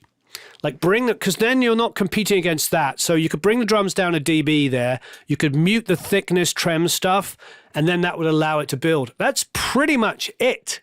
It is a very, very well mixed, very well constructed song. Very impressed. Sometimes it is muting and volume automation, which will make all the difference. Great work. Yeah, bravo, says M Court 13. Agreed. Yeah, bravo. Really wonderful work. All right, that was it. I mean, that's how good it was. Absolutely amazing. All right, Mike Morrison is up, but no means last, last but no means least. So we're going to do one last giveaway. So this is for a year's membership to the Academy. If you're a lifetime member, you're going to get any course that you want from ProMix Academy. We have like $27 courses up to like bazillion-dollar courses, like 20-hour courses. Of course, you can sign up for the Academy if you're not already a member. We do this every week. We do Feedback Friday every single week. Mark Daniel Nelson is a mentor. He's in there every month. So he did a live stream this Wednesday. If you're new, you would have hung out with Mark Daniel Nelson. Of course, all of those live streams and everything is saved. So if you haven't seen it, go back and watch. Mark's in there. We have Adam Steele, who appeared earlier, is also in the Academy. Manny Nieto, our good friend Manny, also streams live in there as well. So there's a lot of really great people in there helping. So, yeah, and many others as well, myself included, obviously. All right, so please come and join us. And it's ridiculously inexpensive at $99 a year. And tons of stuff, lessons, great community, about 4,000 people in there. They all help each other out. It's really, really cool. You can post in the forum. And you can have your mixes featured every week. If you didn't get featured, you write to Eric at Eric Von Derek, eric.com. No, Eric at producelikeapro.com and say, Eric, you passed me over, and he will put you in the next week. So, what do we want to know to win a year's membership? Or an extension to your existing membership, or anything you want from Pro Mix Academy. What do we want to know? Come on, Eric, you can come up with something. Dang.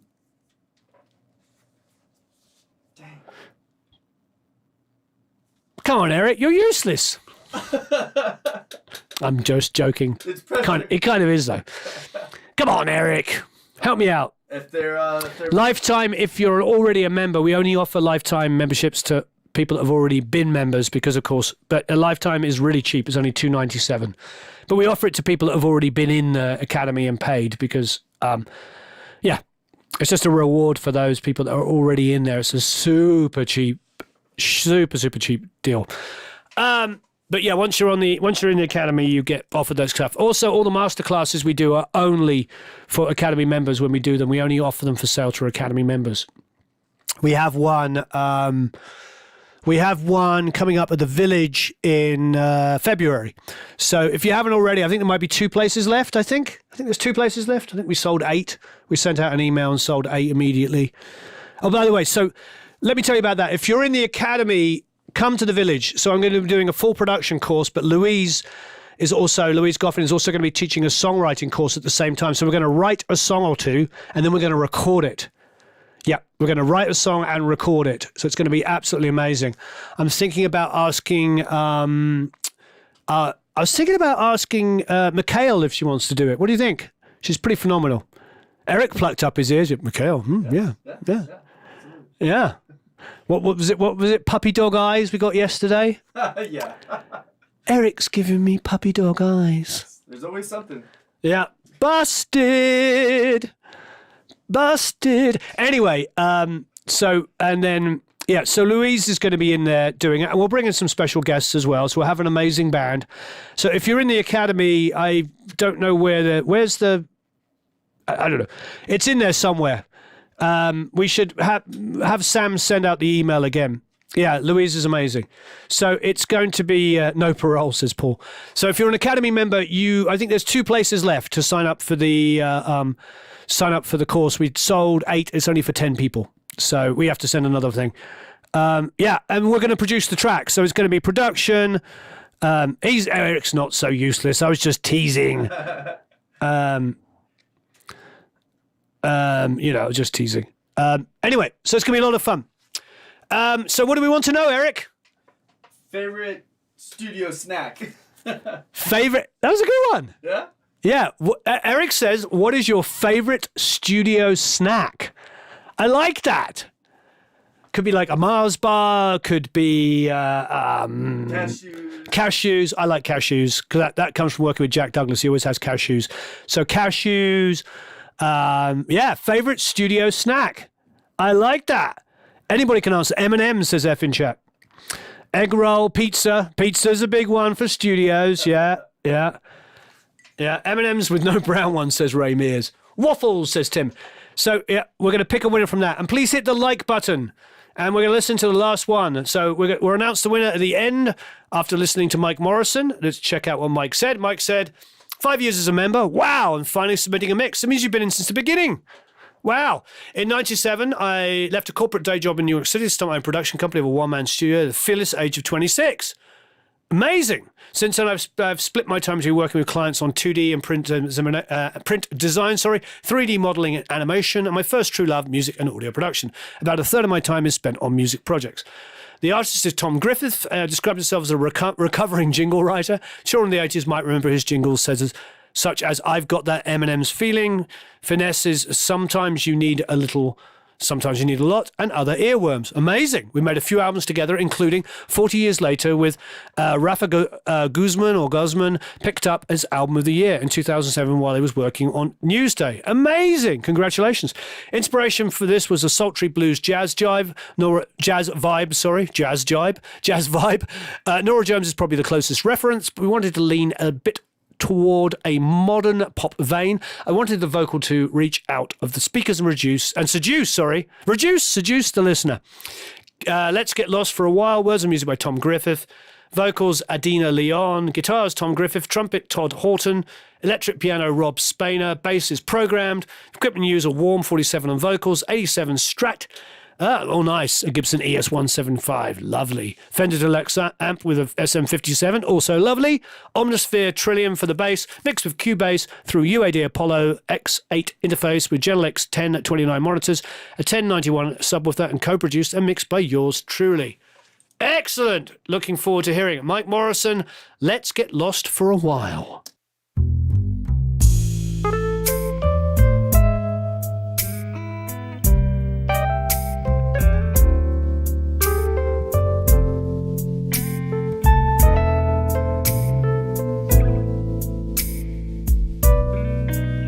The wind in the trees brings back sweet memories of times when he made me smile. All gone, all too soon. Now the clouds hide the moon. Let's get lost for a while. Same old song, nothing new. I know you've sung it too, but feeling blue ain't my style. So have a drink, stop those sighs.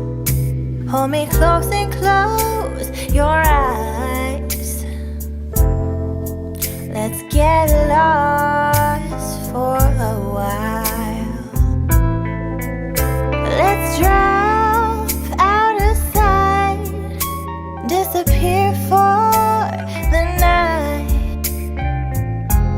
and try to forget love's unkind. We'll both play along, acting like nothing's wrong. We'll tell ourselves everything's fine, but let's not pretend that the good times won't end. It's too late to bother with guile.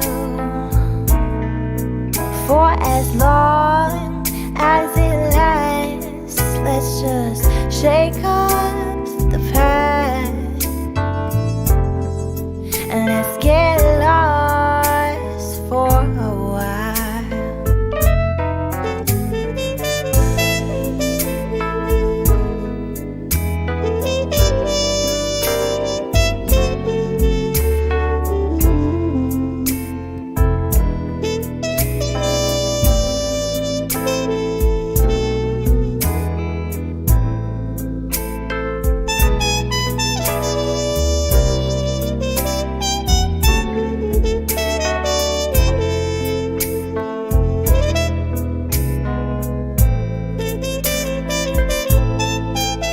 Let's drop out of sight, disappear for the night, and try to forget love's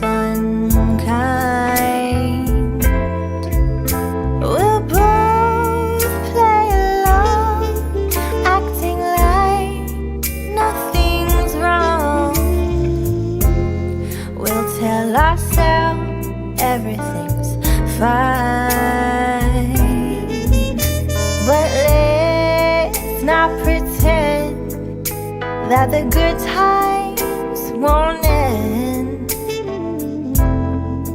It's too late to bother with guile.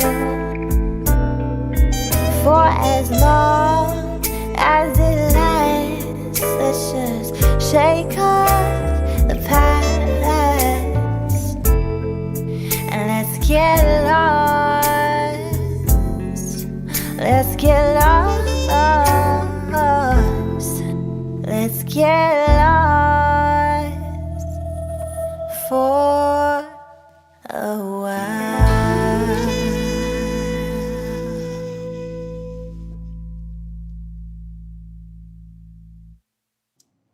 I mean, really, really beautiful. Now, we all know. So, what's interesting and not surprising is that, you know, using the sample of a stand-up bass is a really smart thing to do, because the samples of stand-up basses are notoriously difficult to record and mix. And the sample makes it so much easier. Inside of the Academy, for those of you that aren't inside of there, there's a few songs that have stand-up bass on them. And they are a pain in the butt to mix. There's that one that actually we did with Daryl Thorpe and Steve at Sunset Sound, which has like this overblown kind of bass that comes and goes quite dramatically and is difficult to mix. Daryl did it by just using volume, but there's other ways of using compression, etc., and splitting the signal up for low end and everything. Aussie Battler won. Hey, Aussie Battler. What did Aussie Battler say? Wasabi peas. Too, but feeling blue ain't my style. I love the vocal. But feeling blue ain't. That is a little loud for me. Just a little bit high-endy. It just needs to be tucked. But feeling blue ain't my style. So have a drink, stop those sighs. You could try some more verb on it, I suppose, Tim. I like the verb choice. No shortage of high end on that, and that. It could probably be tucked in just a little bit. It's a little bit hyped for me, just a bit, considering how warm and inviting the vocal is and everything else about the production. I personally would just back off that 7K and above kind of boost and just sit it in there a little bit more. But feeling blue ain't my style. So have. Tim, you're going to give away a 1073. Thanks, Tim. Tim's giving away a 1073, everybody. But feeling blue. How do we enter to win, Tim? Hold me close and close your eyes. Let's get lost for a while. Let's drop out of sight, disappear for the night, and try. Yeah, that's the only thing for me. After a while, it gets a little bit wearing to hear that. After a while, I really do feel like that needs to be controlled. Yeah, the hat, and it's the left and right stuff. Hold me close and close. That and that. To me, I would just bring that high boost down and just sit it just a little bit more in there, so it's a bit more ear candy and a little bit less kind of like, here it is, everybody. Other than that, pretty darn amazing. Of times when he made me smile. Oh yeah, the vocals are amazing, Chris, I agree. And the mix is fantastic except for those two elements. Of times when he made me smile. I haven't yet tried out the Warm Audio 47. I've been threatening to try it, so I believe they're going to be sending some stuff for the new year. We'll tell ourselves everything's fine, but let's not pretend. It is a sampled bass, yeah, at University of Life. It is a sampled bass, and I think, you know, we were talking about how in the Academy there's some stand-up bass stuff in there, and it's incredibly difficult to mix. So there is something beautiful about using a sample of a stand-up bass. But if you're an Academy member, go and check out, of course, Daryl Thorpe's recording of the Steve done at Sunset Sound. And yeah, amazing. We'll tell ourselves everything's Yeah, Mike, it's a really great mix. It's really just those elements. won't end. It's too late to bother with guile.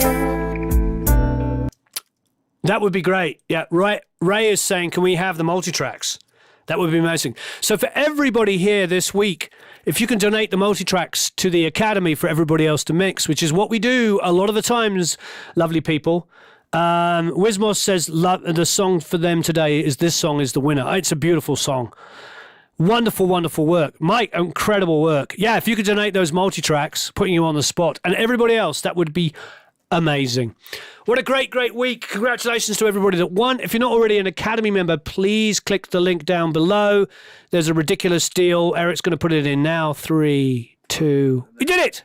So, Daryl Thorpe at Sunset Sound. And there's a link. So you can join for only 99 whopping bucks for a whole year. A whole year. Yeah. Please smash the like button. It's been a great 2.5 hours hanging out with you all. Please hit the like button, leave some comments. Thank you ever so much for watching. See you all inside of the Academy. A whole year. A whole year. Yeah, whole year. See you inside the Academy. So long, farewell, la vida, and au revoir. So the recording, was that recordings not going through SSL when printing? No. The SSL is just there for monitoring for mixing purposes. Okay, so long, farewell, la vida, unless it's using the preamp on the SSL. See, it's the preamp, but when you're coming back, you're returning on fader. Okay, so long, farewell, la vida, and au revoir, adios, goodbye.